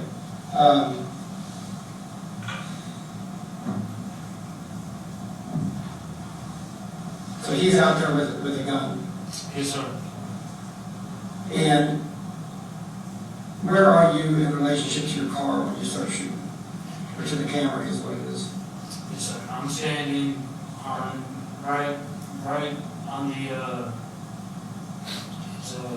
I'm standing. It's kind of hard to explain, but I'm on the passenger side door, the front passenger side door of the car. Okay. Does he see where you are? He was looking for me. Yes, sir. He was definitely looking for me. And the gun that he had, are you familiar with that gun? Yes, sir. Okay, so now, tell me what happens next. You unload the weapon, what happens? Yes, sir. I unloaded the weapon. I think I know my ears were ringing very badly. My head was pounding. I went back into the house because I wanted to get out of it. I wanted to leave the situation. I had to get the key to the car. I was in shock at what just happened. I went back inside, my ears were ringing and my head was pounding. I remember vividly I made a glass of water. I was trying to collect myself because it felt like my head was about to explode. I sat down at the kitchen table. Before that, I had shot one time out of the front door into the air, and then I had shot at the back window of the back door. Why did you do that? I don't know why I did it. I don't know. Did you reload the weapon? No, sir. How many bullets were in the gun? I don't know. Did you shoot it until it was done? I don't recall. I just know I had shot a few times when I was outside by the Camry, and then I shot once at the air, and then I shot once at the back door when I went back inside the house. Did your father have a gun? Yes, sir. Okay. Why did you move the guns to the kitchen table? I don't know. It was right in the middle of the mudroom floor, and I had put the pistol I put the pistol and the other pistol on the kitchen table. I don't know why I put it on the kitchen table. Okay. Then what did you do after that? After that, like I said, I was trying to collect myself. Honestly, I felt like I was about to pass out. I drank some water. I tried to call the cops. I did call the cops. Why'd you hang up on them? I thought, I don't know, I thought they were going to kill me. I thought they were going to shoot me if they showed up.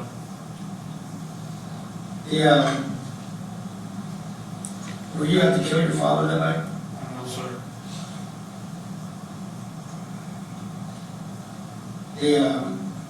You hadn't planned this? No, sir.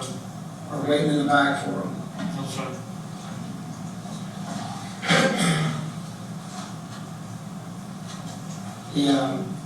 You take off in the car. Yes, sir. Yeah, okay. You want me to? So tell the jury about that. Yes, sir. So, after I grabbed the key, I got the key. I didn't know, like I said, I was in shock. I don't know, I wanted to get out of there. I grabbed the key, and I immediately went to his car, and I got out of there. I remember I was driving around in Louisville for a little bit, and at some point I had drove back to Shelbyville, and then I talked to Dispatch? Excuse me, yes, sir. I talked to the dispatch on the phone, and they had told me to go to Governor Square.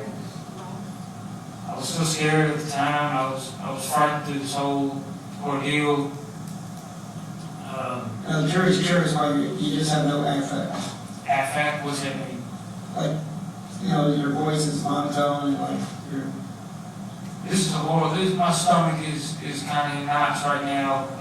This was a horrible situation for anybody to have to go through, and it's kind of hard talking about it. But this is what happened night of April 15th, 2020.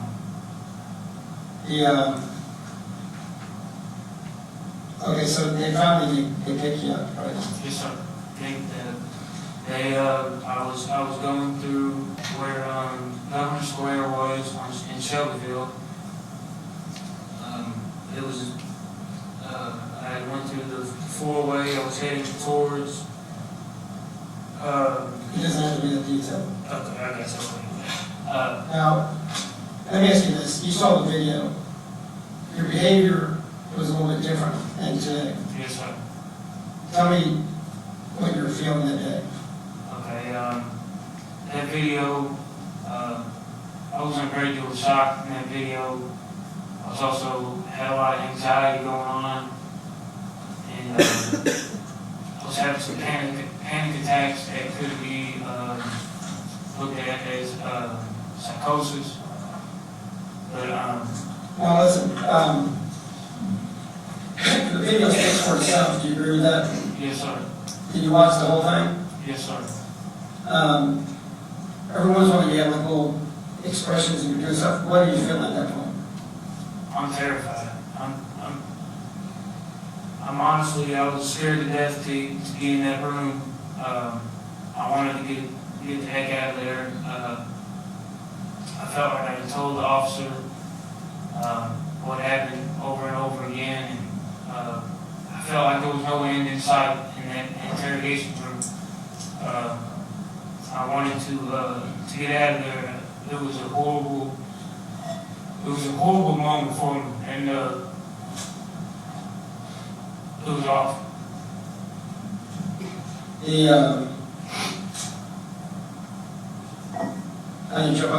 A lady came in here and said you said you, I don't know, wanted to go to prison or. Yes, sir. Yes, sir. That was Deputy Catlett. She's a good woman. She worked at like she said, she worked at the detention center for a while. I'm not sure how long she worked there, but Probably longer than you're alive, but where were you? What cell were you in?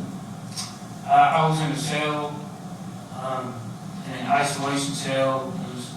The number on it was 514. At the time, I was in a safety smock because when I came in, I think I told the police officers or someone that I was going to harm myself. So what's a safety smock? Safety smock is terror-proof garment, almost a garment that they give you to put on over your shoulders. So they take your clothes and they put you in there so you can't harm yourself. And they put you in isolation. Does it have a nickname? Yes, sir. And the nickname is called a turtle suit. Does it kind of hold your arms out and like Yes, sir. straight? Yes, sir. Okay, that's when that conversation happened? Yes, sir. Now,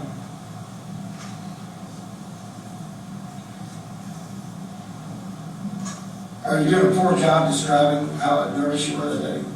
How what? How nervous?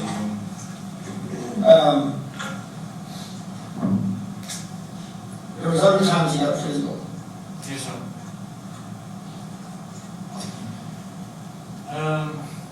Like I said, the time where he shook my forearms, when I was sitting in the massage chair, and then There was a time after. there was a time when I was. Question? Yeah.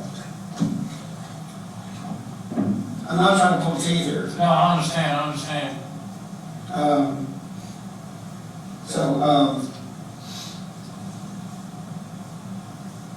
When's the last time you and your father had a conversation with any substance before this? Substance, I can't recall, sir. When's the last time your father said something positive? I can't recall that either. Not that you're working for smiley faces, okay? I'm just asking, what was his delivery to you? It was his demeanor or his moods toward me were like I said earlier, they ranged from condescending to looking just at me with almost contempt, like he didn't like me, or he just was almost ashamed of me. Did he treat you and Micah and Eric the same? No. Now, Micah took you to the brook, correct? Yes, sir. I don't know what. Okay. Thank you, Mr. McLeod. Mr. Reed? Your Honor, I have exhibits 17 and 18. Yes.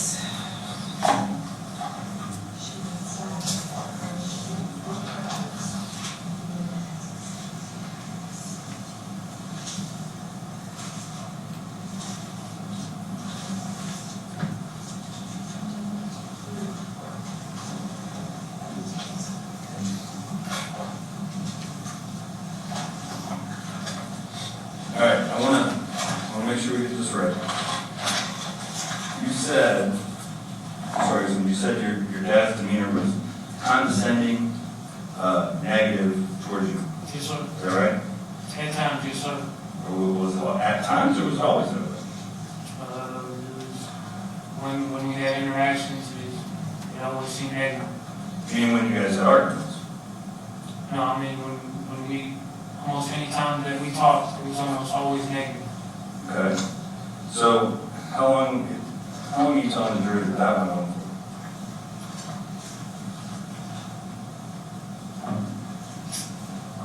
The past year of his life.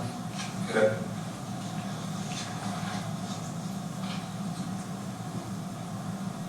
So, do you remember going to the brook? Yes, sir. You do? Yes, sir. Okay. Do you remember filling out some intake forms? Yes, sir. Okay. Do you remember when they asked you who are the most important people in your life? Yes, sir. Remember what your first answer was? Father. Okay.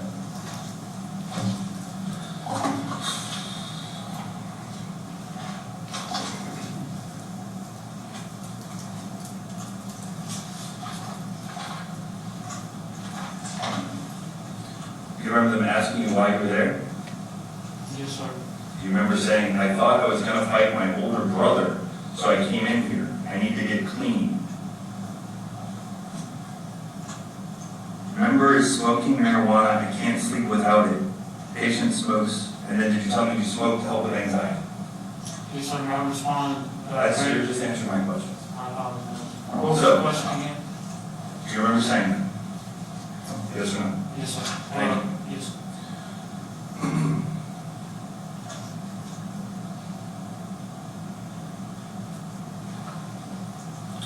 Judge, you can answer yes or no, and then explain. Correct. He has to answer the questions of Mr. Few poses to him, that's correct. You and your father had been arguing about marijuana. Testified about it, correct? Yes, sir. We have. You didn't like smoking. No, sir. You didn't like to sell, Yes, sir. right? Because you were selling marijuana around that time too? Yes, sir. To support my habits. Okay. So,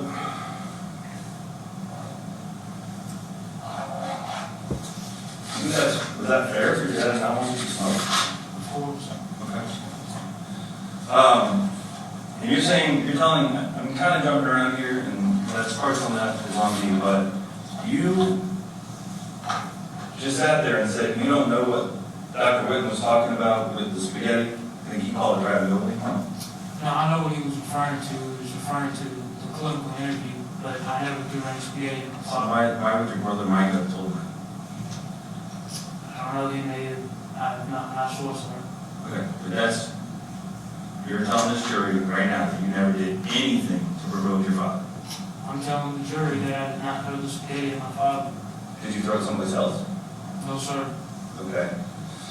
So you talked about that time when you grabbed you in the massage chair and you were shaking your arms, right? Yes, sir. You think he was going to kill you then? I thought he was going to harm me greatly. That was one of 2 times that he's ever been physical with you, right? Yes, sir. That's it. He wasn't physical. He didn't hit you first on April 15th, did he? No, sir. You did that. You started that fight, didn't you? Yes, sir. Okay. You have talked about your mom some. I noticed when she was here, you got emotional. Yes, sir. Yes. But you actually left living with your mom to live with your dad, correct? Well, my mom had actually left the house, and my dad had moved back in. Okay. But you didn't go with your mom? No, sir. Okay.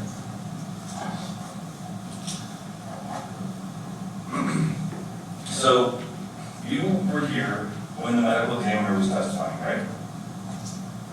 The lady that talked about the bullet? Yes, sir. Yes, sir.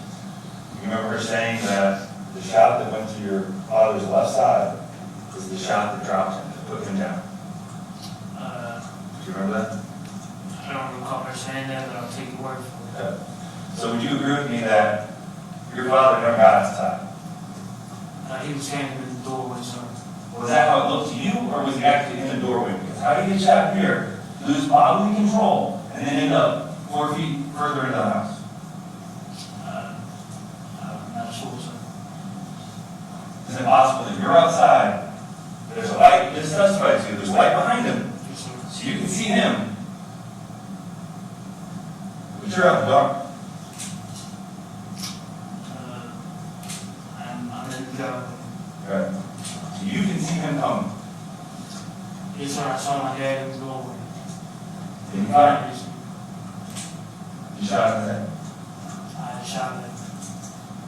You didn't do the clip? I'm not sure. Okay. I fired 2 times after I went back into the house, so I couldn't get into the magazine. All right. You testified that in the bedroom, you bounced off the window, Yes, and sir. then you were just amazed, like, just right back into that fight, right? It was almost instant. Okay. You picked up the gun, right? What are you asking me? Did you pick up the gun during that fight? When we were on the ground, sir. Right. When we were wrestling. When he Yeah, had, didn't take the gun out of his holster, did he? no, it fell on the ground. Okay, well, you picked it up. He was overpowered and he couldn't get out of his grasp. Yes, You sir. couldn't get out of his.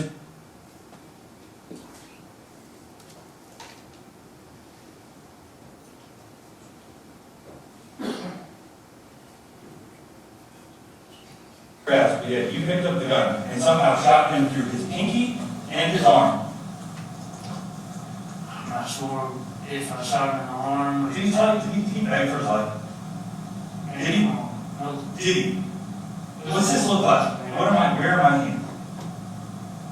It looked like you're in front of him. Bullets through here, bullet through here. Yes, sir.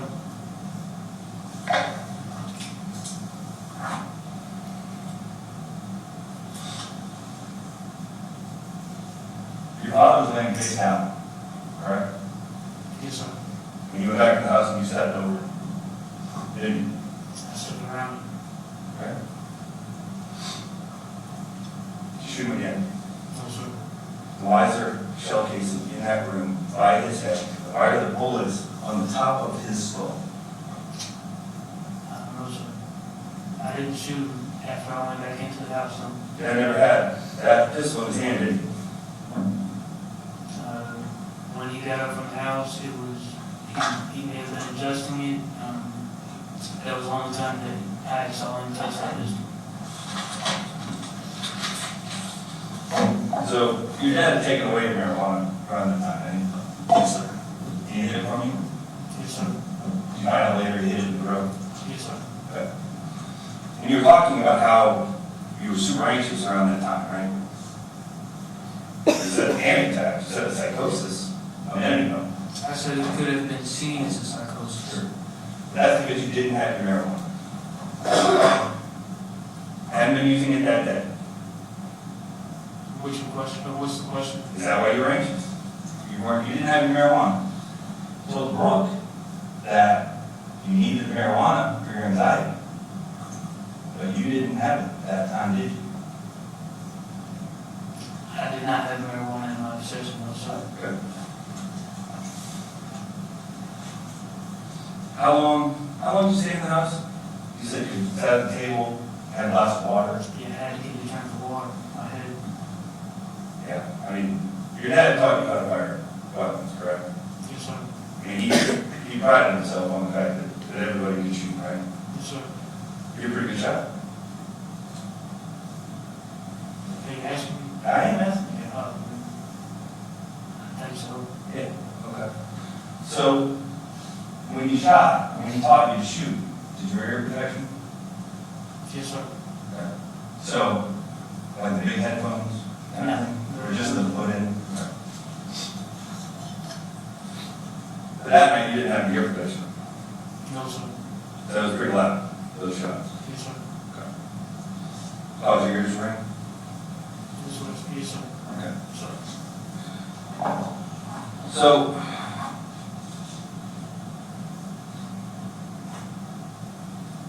you agree with me that your first call, or the shots rather, were around 2:30 in the morning?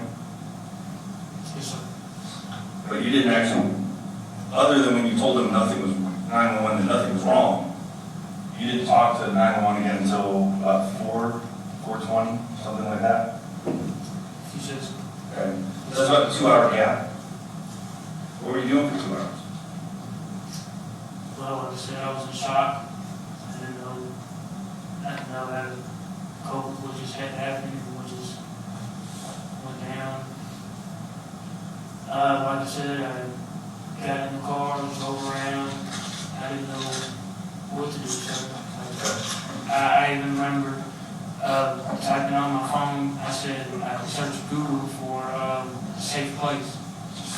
Okay. The first place I popped up was a hospital, but I was even But scared to go you there. couldn't go to the police because they were going to shoot you, That's what I thought at the time. just like your dad was going to shoot you. I mean, that's, Yeah. guess what I thought was a shoot. Okay.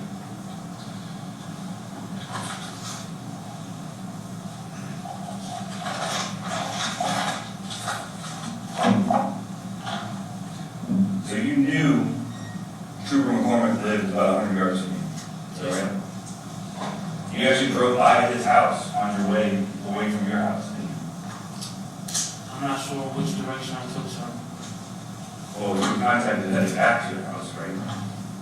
Yeah, but I was stopped by, I turned on the Benson Pike, so that was before, or right after high school.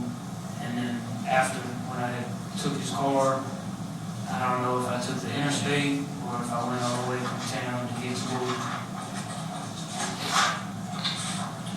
So, you certainly didn't try and go to Trooper McCormick's house, did you? No, sir.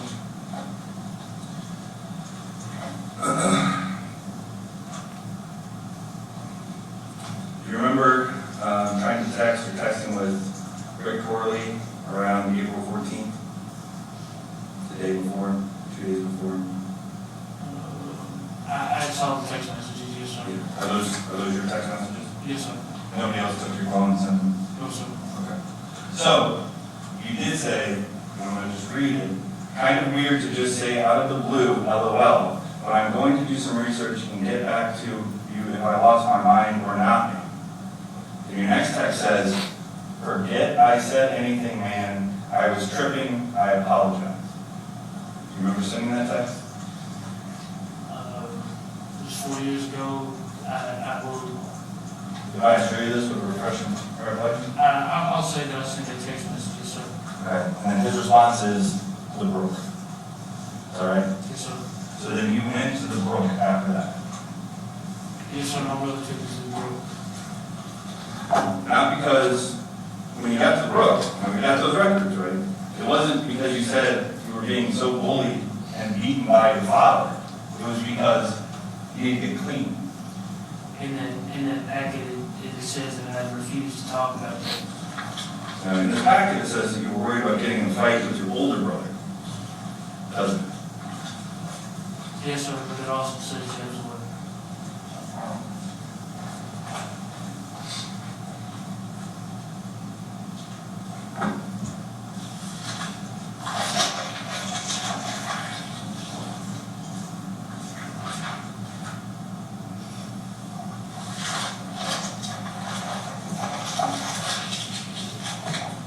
So you regret using that word waiting, don't you? It was poor choice of words. I didn't know.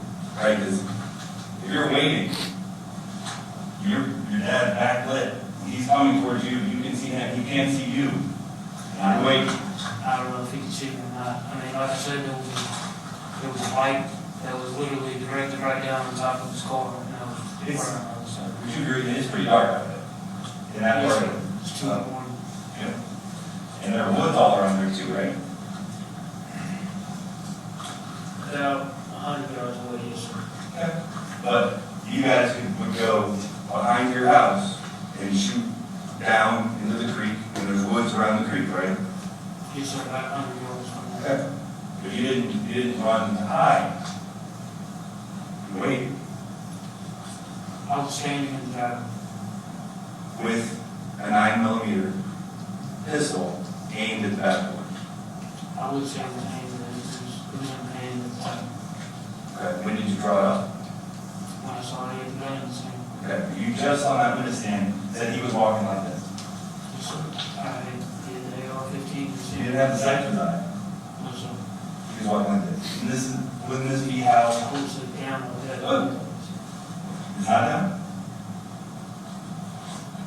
He had about mid-chest level.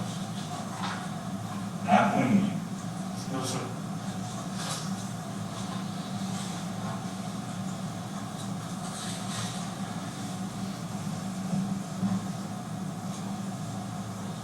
No more questions. Mr. Green, you call? Yes, sir. You heard the gun expert. What's that? Were you listening when the gun expert was testifying? Yes, sir. What did he say about that gun? He said it was good for, what was the word? Urban areas, and it was good for hunting small game. Well, and I asked him if it was good for That might have been. defense of a house, Yes, sir. and he said, no, but I wouldn't use it. Right? Yes. Now, did you ever expect, what did you expect your dad to do after all this? I mean, before he came outside?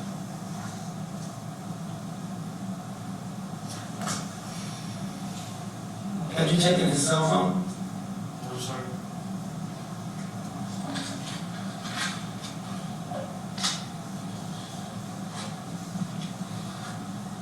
Did you have your cell phone at that time? I believe so. I can't recall. Yeah. Why didn't you run out of the woods? I'm not sure. Like I said, I tried to get into the car and get out of there, but the keys were not in the car and the car was locked, so I didn't know what to do, sir. Is there much to hide out around that area in the winter?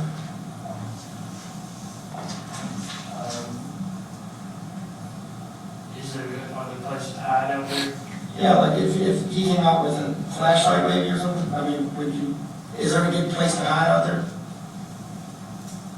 I could have ran into the woods 100 yards away, but I don't, other than that, I don't know, I could have ran on the other side of the shed.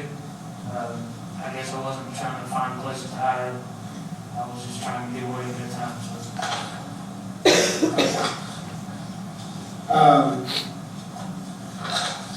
Did you expect someone to come after you? No, sir. Do you think that's what he's doing? You think he was coming after you? Can you think of any reason why your father would have showed up with an AR-15 at that door with an ACC black bullets? So, Now I'm going to show you this at the blood hospital.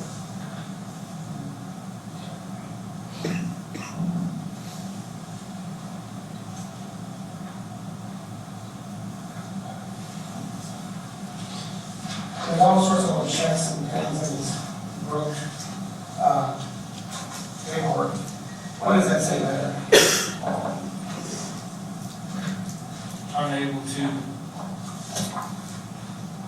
unable to assess due to patient refuse. Assess what?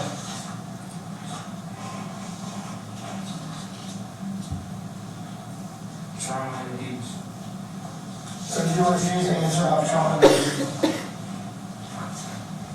Right? Yes, sir, I refuse. Did you ever talk about your father's alcohol and abuse? I'm sorry, I try to leave everything. I don't like talking about other people's business. If it's not my business, or if it's not anyone else's business, I don't put it out there. Yeah, but you're kind of in a pickle. Can we phrase? You're talking to the detective for an hour or so, right? talking to the detective for a long time. Why do you tell him your dad was drunk or abusive? What's going on? Why don't you talk about something? I'm in shock at the time. I don't think I don't know, I was having panic attacks. You agree with everyone. What's that? You agree with everyone. That's what the problem is. That's right.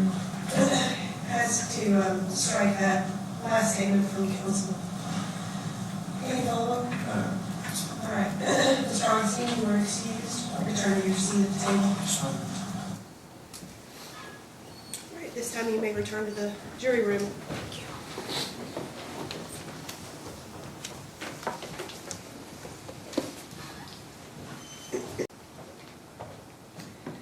All right, they've indicated on here they need a definition for serious physical injury as referred to in the initial aggressor qualifications. I see, Mr. Fee, you have tendered the Cooper version of the definition of serious physical injury. Have you had a chance to review that, Mr. McLeod?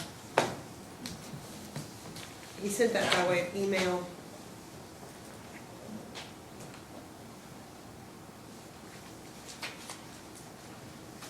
I just took that straight from the assault statute. Right, and I'm happy to, let me see if I can just print that off and give you an opportunity to review that. From the Cooper section. What is the printer number for over there? CCRM01. You see that? CCRM01, yeah, I think that's what I'm printing too. Let's try.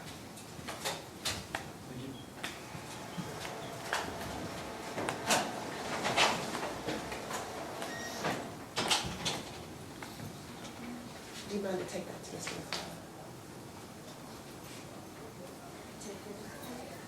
Mr. McLeod.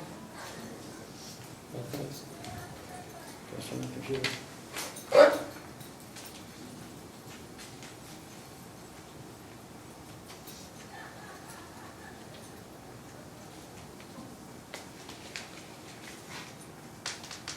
Judge, I've got it. Any objection to the court giving that printout to the jury? No. All right. Mike, if you'll go ahead and just get that from Mr. McLeod, you can hand it to the bailiff. Thank you. All right.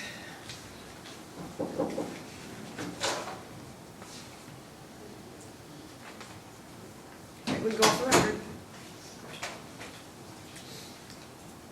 Let them in.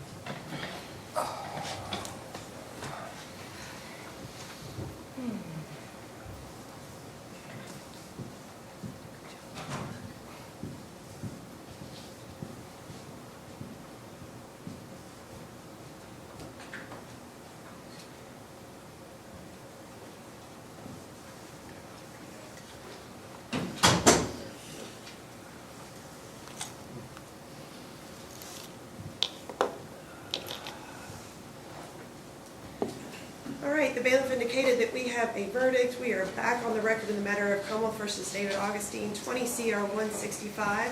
Who is the foreperson? I am, Your Honor. All right, and have we returned a verdict? Yes, we have. If you will give that to the bailiff.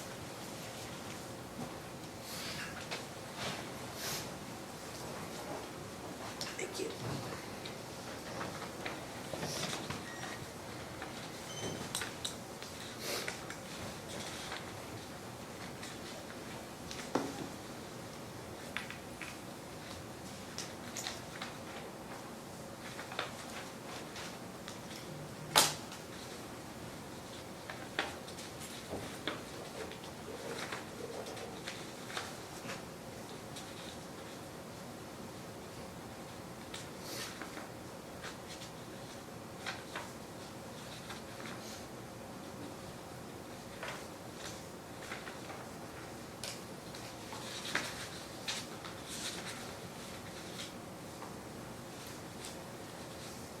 All right, as to verdict, under instruction number 1, murder. We, the jury, find the defendant, David Augustine, not guilty under instruction number 1. This has been signed by the foreperson.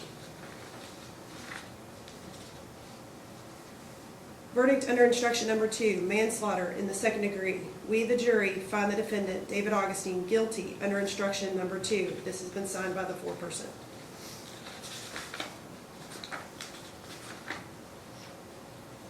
Verdict under instruction number 4, wanton endangerment in the first degree. We, the jury, find the defendant, David Augustine, guilty under instruction number 4. This has been signed by the foreperson. Verdict under instruction number 5, fleeing or evading in the first degree motor vehicle. We, the jury, find the defendant, David Augustine, guilty under instruction number 5. This has been signed by the foreperson. Verdict under instruction number 6, fleeing or evading in the first degree on foot. We, the jury, find the defendant, David Augustine, guilty under instruction number 6. This has been signed by the foreperson. Verdict under instruction number 7, resisting arrest. We, the jury, find the defendant, David Augustine, not guilty under instruction number 7. This has been signed by the foreperson. Does this accurately reflect the decision of the jury? Yes, Your Honor. And was that decision unanimous? It was. All right. Any polling request from the Commonwealth or the defense? No. Who would ask? Asked to poll the jury? All right. You want them to be polled as to each count? Just as to count 2.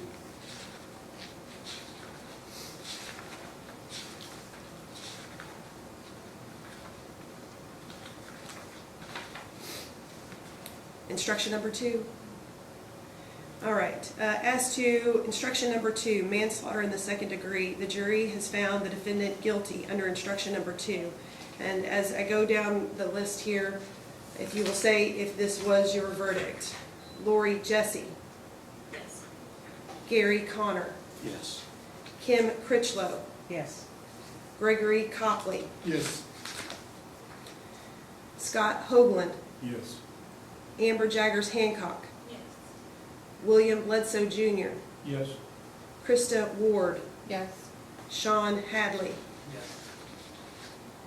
Benjamin Rowe. Yes. Susan Overton. Yes. And James Erickson. Yes. Any other questions? Thank you, Judge. All right. At this time, I would ask the parties to approach.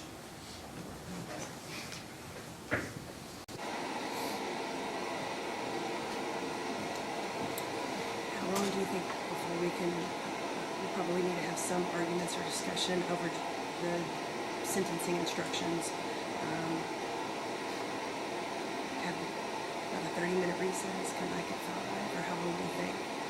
The only probably real tweak is going to be to the first instruction, because if you tendered murder, so we'll have to tweak it to manslaughter. Yep. 15, 20 minutes, and then I have to make copies for everybody again. 15, and then we'll just, I'll get them on the way. yeah. Have them come back at 4:45. Does that work for everybody? Okay. All right, at this time, we are going to go into the second phase of this trial, which is the sentencing phase, and we will ask for the attorneys to give statements with regard to sentencing, and the court will again advise you on the law as it pertains to the counts that you have found the defendant guilty. We're going to take about a 15-20-minute recess and then reconvene for that portion of this trial. During that break, I'm going to give you the same admonishment. I admonish that each of you at this time that it is your duty while this case is in progress not to permit anyone to speak to or communicate with you on any subject connected with this trial, and all attempts to do so should be immediately reported by you to the court. You should not converse amongst yourselves on any subject connected with the trial, nor form nor express an opinion with regard to the sentencing phase until that is submitted to you for your decision. I want to further admonish the parties, their attorneys, witnesses, and anyone else having an interest in the outcome of this case not to have any conversations with any of the jurors serving on this case about any subject whatsoever. All right, the court will stand adjourned until 4:45.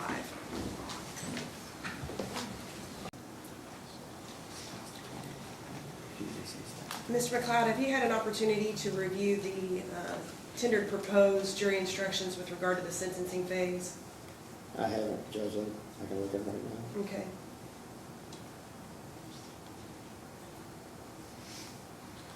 So, instruction number 1 will now be manslaughter in the second degree.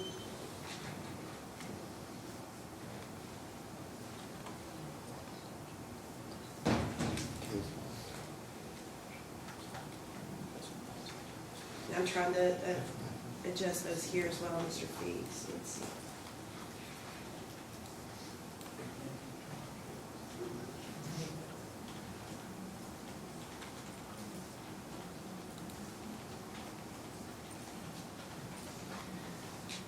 Did the parties want to take any time to have a discussion about a negotiated sentence, or are we ready to move forward?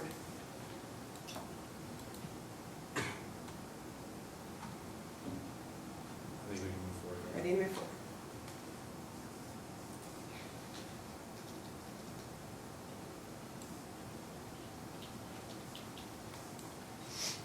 All right, correct me if I'm wrong, penalty range will now be 5 to 10. Is Yes, that sir. correct?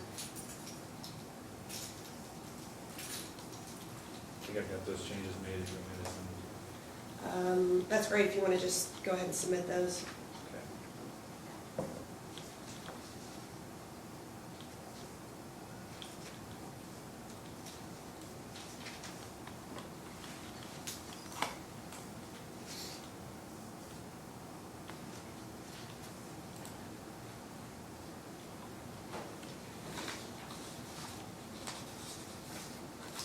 Does your printer have the ability to staple and duplicate, or do you want me to do that upstairs? No, I cannot staple, or, All right. it will duplicate, but not, it won't collate. It's a lot faster, I'll just do it upstairs once we have but I will print off a couple so that the parties can look at it before we submit the final draft.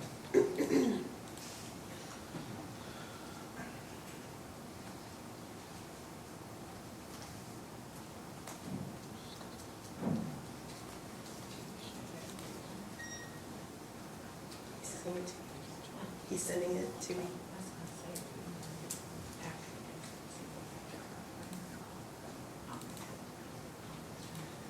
It should be on the way, Judge. Okay.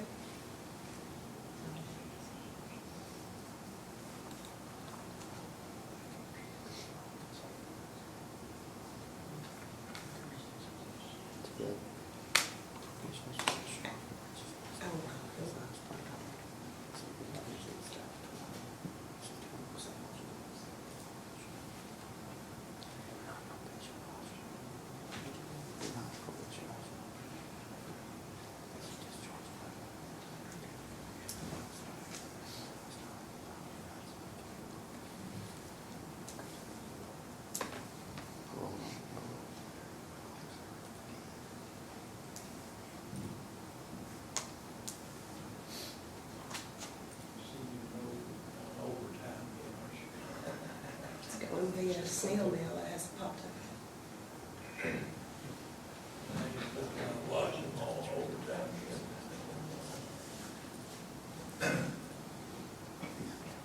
Is the Commonwealth's witness on their way?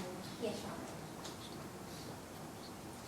The doors may be locked. Is there anybody down there to let them in? No. We'll have, who's coming for the Commonwealth? I know Danielle has mentioned that I think someone's with her. Okay, we can go off the record. Wendy. I'll forgive your versions being on purple paper. We are switching that out. If you want to come take a look at these. Mr. McLeod.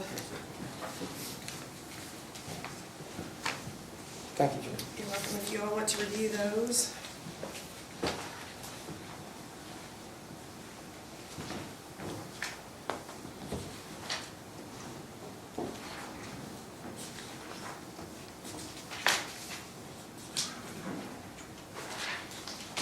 Looks good.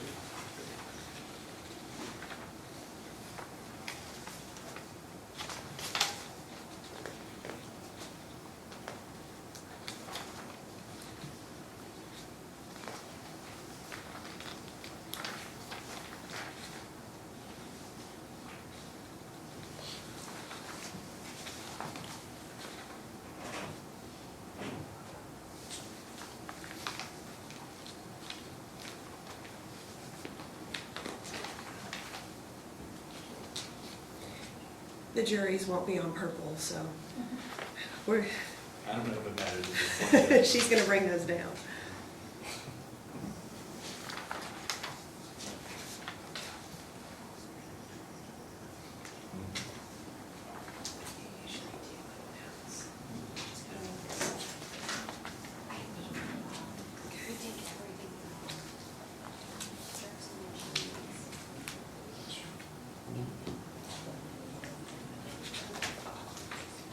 Here is the original verdict form. Go ahead with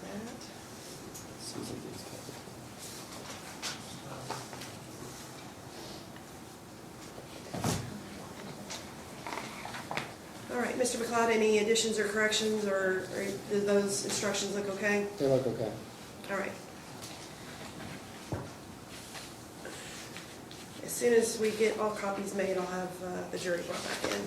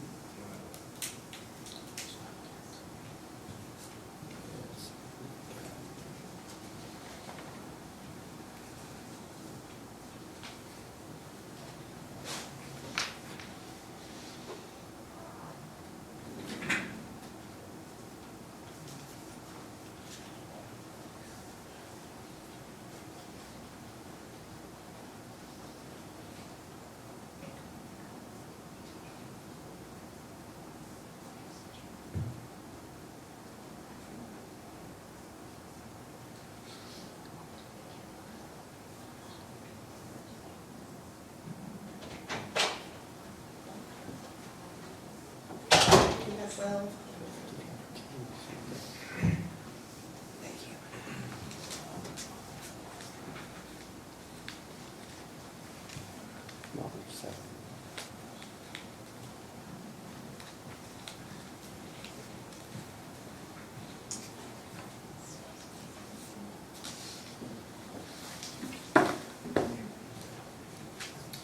All right, we can go ahead and have the jury brought in.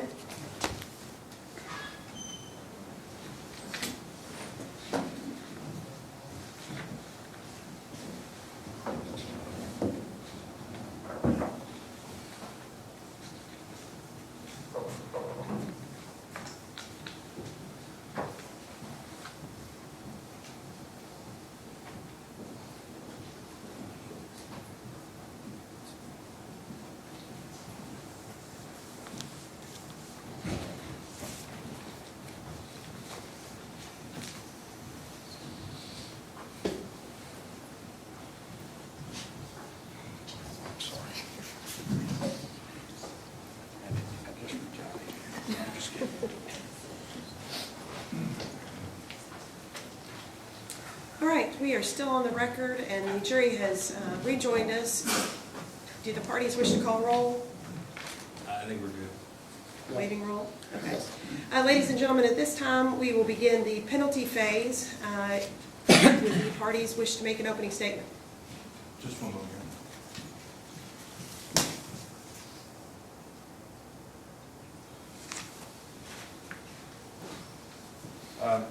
So, I guess from the Commonwealth's perspective, you guys have done your jobs, you've rendered verdicts.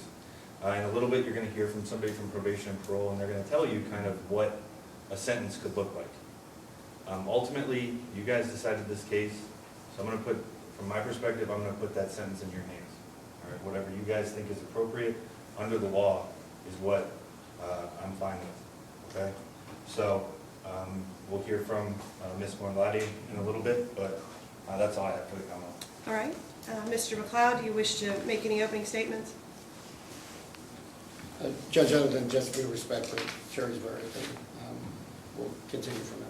All right, Commonwealth, if you'd like to call your witness. Yes, we would call Samantha McLeod, which I tried to do, but didn't do a good job of. You're gonna go through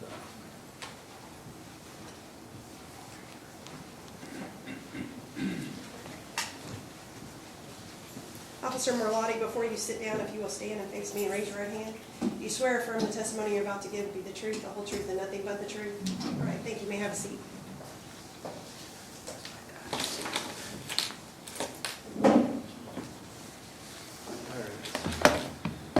Ma'am, if you would properly pronounce your name for the jury. Samantha Morlote, Okay. And what is your occupation? probation and parole officer, All right. How long have you been with probation and parole? 5 years. 5 years. What are your duties with probation and parole? My primary duty is to write pre-sentence investigation reports. Okay. And today you are here for a penalty phase, is that correct? That's correct. And you've done this many times? This is actually my first time. That's nice. You told me that. I was just. All right. So, what is the point of the penalty phase? To basically, so the jury can hear the testimonies and deliberate and recommend a sentence. Okay. Do you help? I guess are you here kind of to explain to them what each charge, what kind of sentence is likely to come from that? Yes. Okay. All right. So if you would, maybe just talk to them about the difference between probation and parole. Okay, so probation is basically community service, not community service, community supervision imposed by the courts instead of a prison sentence. The releasing authority is the judge. Parole, however, in contrast to that, is early release from prison sentence to supervision of a parole officer for a remainder of the sentence. The releasing authority is the parole board. Okay. So who makes up the parole board? You know? The parole board is, the governor appoints 9 full-time members, and the parole board makes all the decisions, so they determine the release of an inmate. All right, what kind of things does the parole board consider when making a decision about whether to grant someone parole? So the parole board, what they consider in making a decision about granting a parolee consists of the nature of the offense, prior felony conditions, probation and parole history, institutional conduct, statements from sentencing judge and prosecuting attorney, input from victims and others who have been affected by the crime, parole guidelines, risk assessment, and an evaluation of the community resources available to help the offender re-enter society. So kind of all of those things are weighed, and then they determine whether or not someone should receive parole or whether they should continue to serve. Yes. Is that fair? Mm-hmm. Okay. And what options, so when somebody comes before a parole board, what are the options that they have? So the options that the parole board has when reviewing an inmate's eligibility include deferment, serve out, or parole. Okay, let's go, we gotta talk about each of those quickly. What's a deferment? A deferment is basically upon meeting the parole board and parole being declined, the parole board dictates a specific number of months, years before the offender is eligible for another hearing. Okay, so we're not gonna make the decision now, but we'll think about it, or we'll talk to you again in a month, a year, whatever. Mm-hmm. What is a serve out? So a serve out is essentially when the offender is required to serve the remainder of the sentence incarcerated with no additional review and hence no additional opportunities for parole. And then parole would be releasing back into the community with supervision? Parole, by recommending parole, the board is allowing the offender to basically be released from the institution to continue serving their sentence in the community. When a person gets released on parole, what are the conditions of supervision?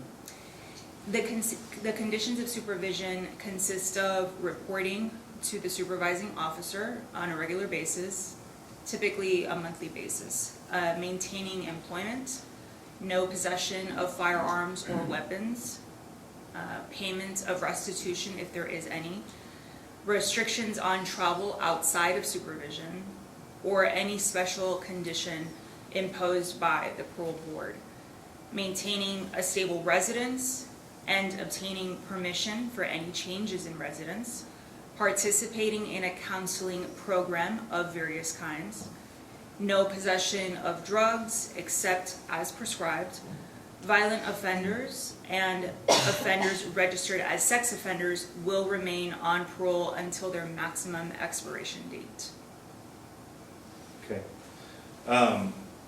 So just let the jury know the different levels of felony. So the different levels of felony are Class A, Class B, Class C, and Class D. Okay. So today, the defendant was convicted of manslaughter in the second degree. What level of felony is that? That is a Class C felony. And what's the penalty range on that offense? That is 5 to 10 years, Okay. What's the parole eligibility? 20%. So what does that mean?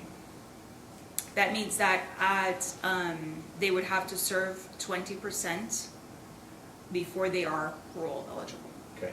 So if this jury was to give 10 years, he would be eligible for parole after 2. Is that correct? Yes.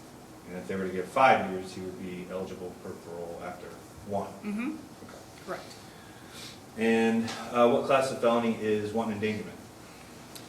That is a Class D felony, Okay. And what's the range on that? 1 to 5 years, So what's the parole eligibility percentage on that? 15%. 15%. So if somebody were sentenced to serve the maximum 5 years, they would be eligible for parole after how many months?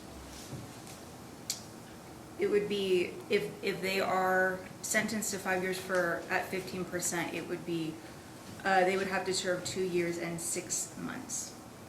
At 15%? I'm sorry, I'm at 50, I'm sorry. Wrong percentage. So if it was It would be 9 months. 9 months, okay. And is that the same for fleeing and evading in a motor vehicle?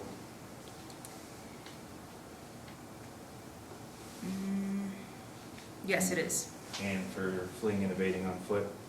Yes. Okay, so if given the maximum, he would be eligible for parole after 2 years plus 9 months plus 9 months plus 9 months. Is that right? Correct. Okay, so that's 3.5 years. And how long has he served? Do you know? To my knowledge, I do not know. Okay, so he's been incarcerated since this event, since the case began, which was April 15th of 2020. So he has, it looks like approximately 3 years and 288 days of credit. Okay. So that would be roughly 3 years, 7 months. Is that right? Okay. So what, and that whole thing was based on this idea that they were all running consecutive, right? But the jury is going to have a choice whether to run it consecutive or concurrent. So if you would just explain that to them, what that means. So, concurrently would basically mean it all runs together, basically parallel, if you want to see it that way. Consecutive would mean that it runs one after the other. Okay. And now, just because somebody's parole eligible, does that mean they're necessarily going to get parole? No.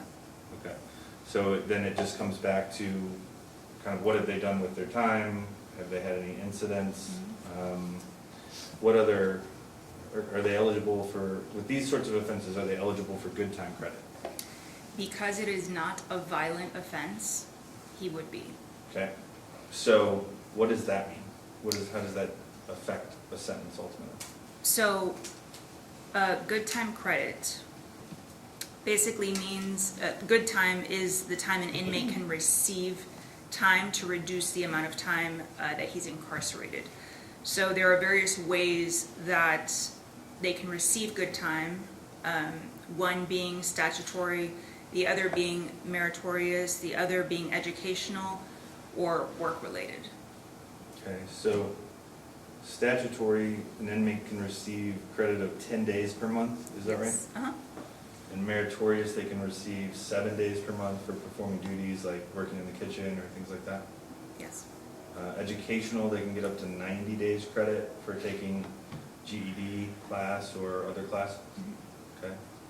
And work credit, they can get 1 day for every 40 hours if they work. That is correct. Right, so those are all ways they can knock down that number. But does that affect the parole eligibility date, or does that just affect the total sentence at the end? So they come off at the end of the sentence. They can shorten the sentence if given serve out. They can also shorten end supervision date if he is granted parole, meaning he would be released early from supervision. Okay. Judge, I mean, I think that for the most part that covers what the jury needs to know to fill that out. I mean, there is still, regardless, after someone is paroled, there's still a supervision period at the end, correct? Is that 5 years?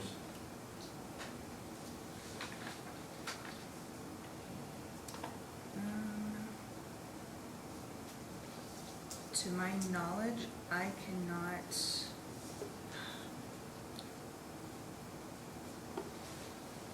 I am not sure. I don't want to answer that. Yeah. Okay. Well, I think like I said, I think the jury has what they need to fill out the penalty phase instructions, so. I Any don't have other anything questions? Okay. Any questions for this witness? I do, Judge. Just, Mr. Augustine, he's not probation eligible. Okay. Correct? It is probatable, yes, because it's a nonviolent offense. But he discharged a weapon that ended up in the death of someone. I think that precludes him from being But probated. if he is being charged with manslaughter second, that is a Class C felony, which is probatable. Okay, great. Then, so what the jury could take into their sentence would be from 5 years to 20 years with these It's charges. 5 to 10 for manslaughter second. But they can stack to 20. Oh, yes, if it's consecutive. So they can either run concurrent or stack Correct. to 20, 5 to 20. We can stack to 25. It caps at 20. Oh, I think C's and D's cap at 20. you're right. Yeah. Okay, thank you. Any follow-up, Mr. Fee? No, you're right. All right, you may be excused, thank you. Any other witnesses for the Commonwealth? No, you're right. All right, any witnesses for the defense? No. All right, are we prepared to go forward with closing at this time? I think, like I said, I would just leave it to the jury to make the decision. All right, I'm going to have Judge, Deputy, I'm gonna read the jury instructions to you first, and then if you wish to make a statement after we go over that, I'll All right, thank give you. each party an opportunity to do that. Do you need to approach? This has an arrow. We'll just continue, you can, Judge, if you would, we'll keep looking at it. Okay.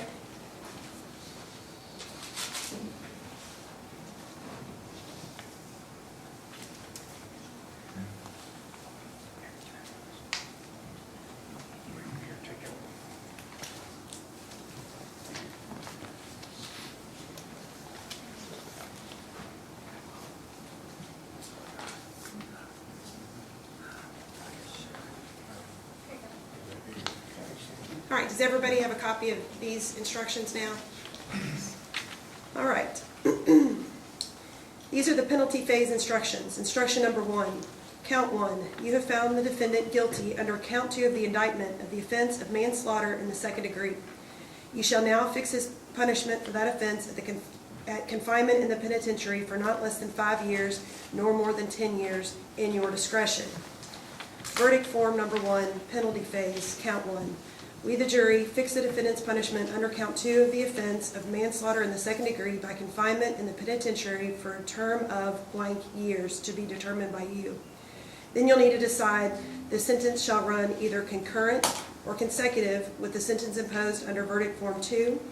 The sentence will run concurrent and consecutive with the sentence imposed under verdict form 3. The sentence will also run concurrent or consecutive with the sentence imposed under verdict form 4 and signed by the foreperson. Instruction number 2, count 4 of the indictment. You have found the defendant guilty under count 4 of the indictment of the offense of wanton endangerment in the first degree. You shall now fix his punishment for that offense at confinement in the penitentiary for not less than 1 year, not more than 5 years, in your discretion. Verdict form 2, penalty phase, count 4.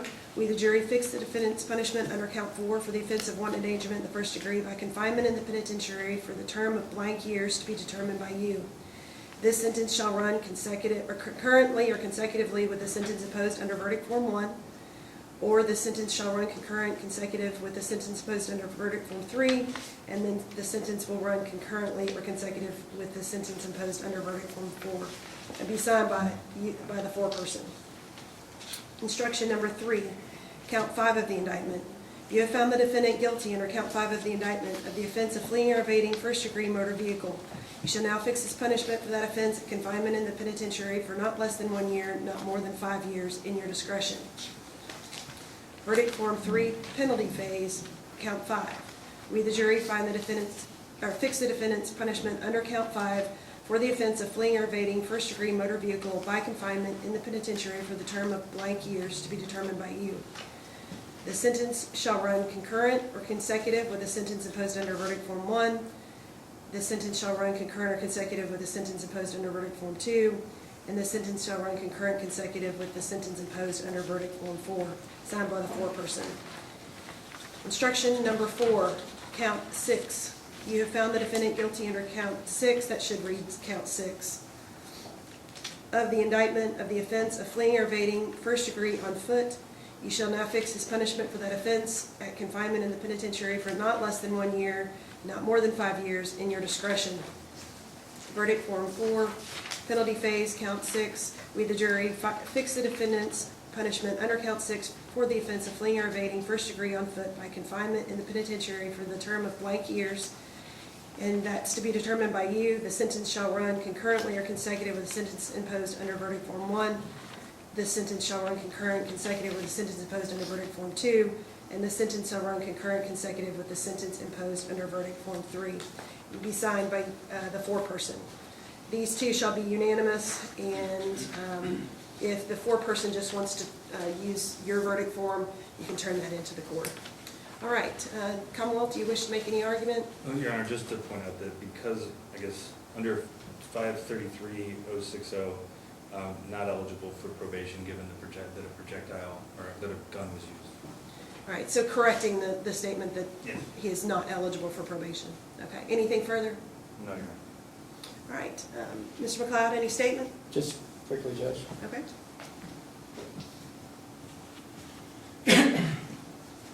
Ladies and gentlemen, I appreciate your time. There's truth in sentencing, and he doesn't have a record, and that's why you don't see a record. He's been in since the day that you saw that painstaking interview with the detective. He's kind of a scared kid. He's law-abiding otherwise. I mean, this was just such a out of left field. What we're asking for is 8 years. You can do 8 years on the manslaughter second. You can run counts concurrent, however you want to do it, or you can do whatever sentence you want. But what I'm afraid of is he's right at the point of the difference between jail and prison. So he's in Shelbyville jail, which is, it's a dual, it's a state facility and a county facility. When he's sentenced in these cases, he then will be a convicted felon, and he will be remanded to the custody of the state. He's not much bigger than he was in 2020, and the state facilities can get quite rough. I'm asking for a shorter sentence because he's not guaranteed to get parole. They can do what I've had people that, for the life of me, I thought they'd be paroled immediately, and they end up serving out. It just depends on the human nature of it. There's also some ramifications that I don't think we talked about, but the wanton endangerment, the fleeing and evading, he'll lose his license. Like, he's going to lose his license for a lot longer. Couple years on the wanton endangerments because they deal with a motor vehicle. So there's going to be ramifications, and I'm just trying to get him a start as quickly as possible where he can start trying to put some things together. He lost his oldest brother, who was really kind of a father figure when he was in jail, and he's just trying to regroup. And I appreciate y'all's time, and we accept whatever you get. Thank you. All right, thank you, Mr. McLeod. And procedurally, the Commonwealth does get an opportunity to have the last opportunity. Anything you'd like to say? I think you're on. All right. At this time, we will ask you all to return to the jury room to deliberate the penalty phase. And just like before, knock on the door when you are ready or if you have any questions.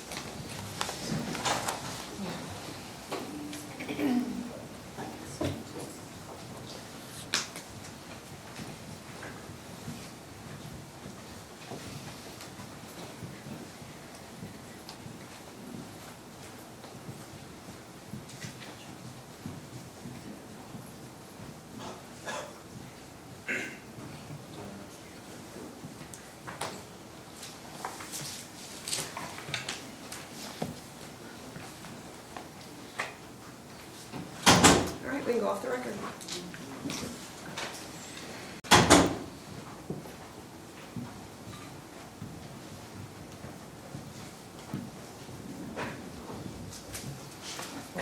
Please turn your chair for you.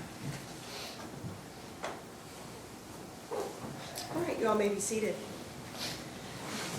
All right, have we reached a decision in the matter of the penalty phase? We have, Your Honor. All right, if you would return your verdict.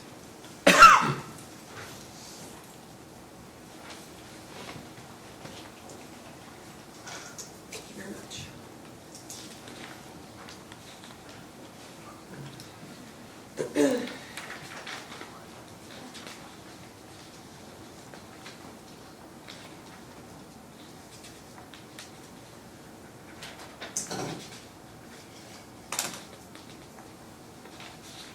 All right, as to verdict form 1, penalty phase count 1, we the jury fix the defendant's punishment under count 2 for the offense of manslaughter in the second degree by confinement in the penitentiary for a term of 10 years.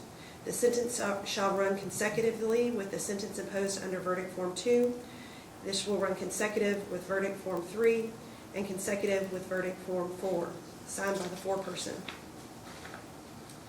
As to verdict form 2, penalty phase, count 4, we the jury fix the defendant's punishment under count 4 for the offense of wanton endangerment in the first degree by confinement in the penitentiary for a term of 1 year. This will run consecutive to verdict form 1, consecutive to verdict form 3, and consecutive to verdict form 4, signed by the foreperson. As to verdict form 3, penalty phase, count 5, we the jury fix the defendant's punishment under count 5 for the offense of fleeing or evading first-degree motor vehicle by confinement in the penitentiary for the term of 5 years. The sentence will run consecutive with the sentence in verdict form 1, consecutive with verdict form 2, and consecutive with verdict form 4, signed by the foreperson. And as to verdict form 4, penalty phase, count 6, we the jury find the defendant's punishment under count 6 for the offense of fleeing or evading first degree on foot by confinement in the penitentiary for the term of 1 year. This will run consecutive with verdict form 1, consecutive with verdict form 2, and consecutive with verdict form 3, and signed by the foreperson. Does this accurately reflect the verdict reached by the jury? It does. All right, and was this a unanimous decision? It does. Do either parties wish to poll the jury? No, thank you, Judge. No. All right, ladies and gentlemen, this does conclude your service in this matter.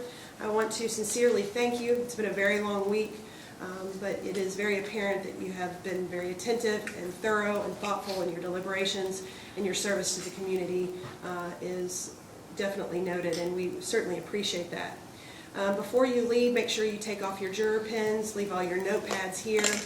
And just as a housekeeping matter, you will notice that you're scheduled to call in for your next jury service next Thursday. I'm going to excuse you all for the one that's scheduled next Thursday and the following week. The next time you all will need to call in to check if you need to report will be February the 20th. It'll be scheduled for February the 21st, so you'll be calling in on February the 20th. But I didn't want to bring you in after you've been here all week, back-to-back weeks like that. So thank you again for your service and your time with the community. You are excused. Thank you. Thank you. Thank you. Does anyone need a work excuse before you leave? I will read this. Yes, okay.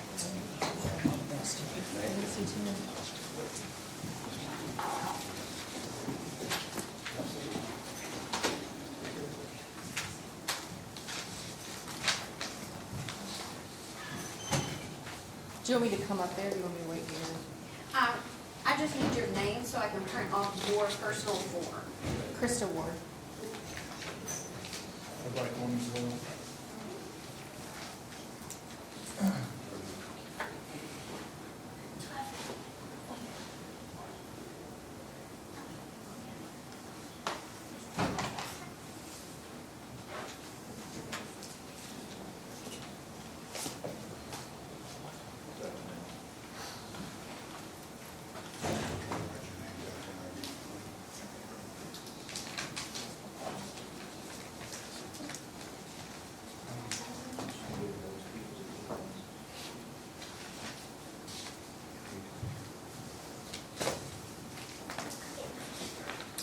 Here's the original. You may just put this in the file, the committee phase.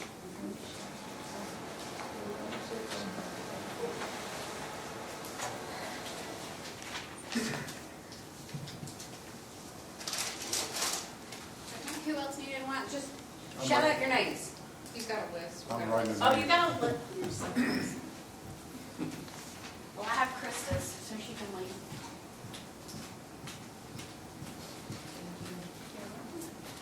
You just keep it.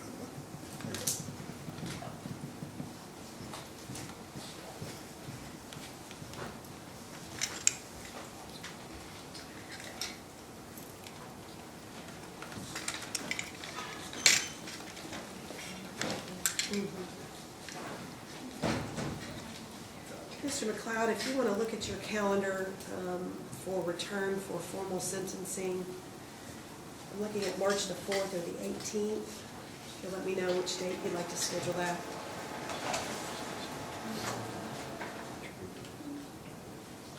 Is that on the 8:30 or 1:30 dock? Be at 8:30. He will be in custody until he returns for sentencing. It's March 4th? March the 4th. Is that what you, My dates available for that are March the 4th or the 18th. March 4th through the 18th? Or the Oh, 18th. oh. Those are both Monday motion dates. The 4th is good. Okay.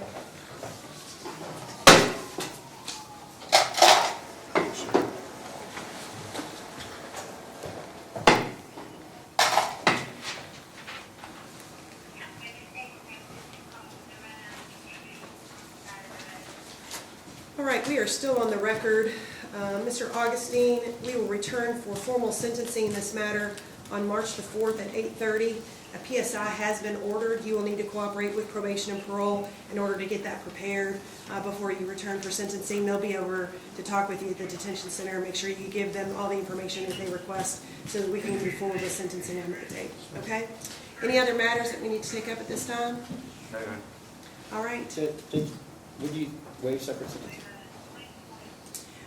You can waive separate sentencing if you'd like. I can't waive the preparation of the PSI, but I can waive separate sentencing and do that at this I time. think we can do that if you like, because he's not probation eligible, if you were going to just follow the jury's recommendation. If not, Judge, it's okay, we can go back to 4 days. That is up to you. Mr. Augustine, you understand that you have the right to have the court consider the PSI before going forward with sentencing, and your attorney has asked that we be able to waive that and go forward with sentencing at this time. Is that your desire? There's the only thing, I don't know if we would have anybody that would want to speak at sentencing, but I think From a we victim should- standpoint? I think we Okay. should at least ask the question, and I'm not trying to be difficult, I think if we don't do that, we're potentially running afoul of the victim's rights. Okay. That's Fair fine, enough. Judge. Fair enough. We'll leave sentencing then on March the 4th at 8:30, and the PSI has been ordered. We will see everybody back at that time. Anything else we need to take up? There. All right, thank you all very much. Thank you, Al. See you, Judge.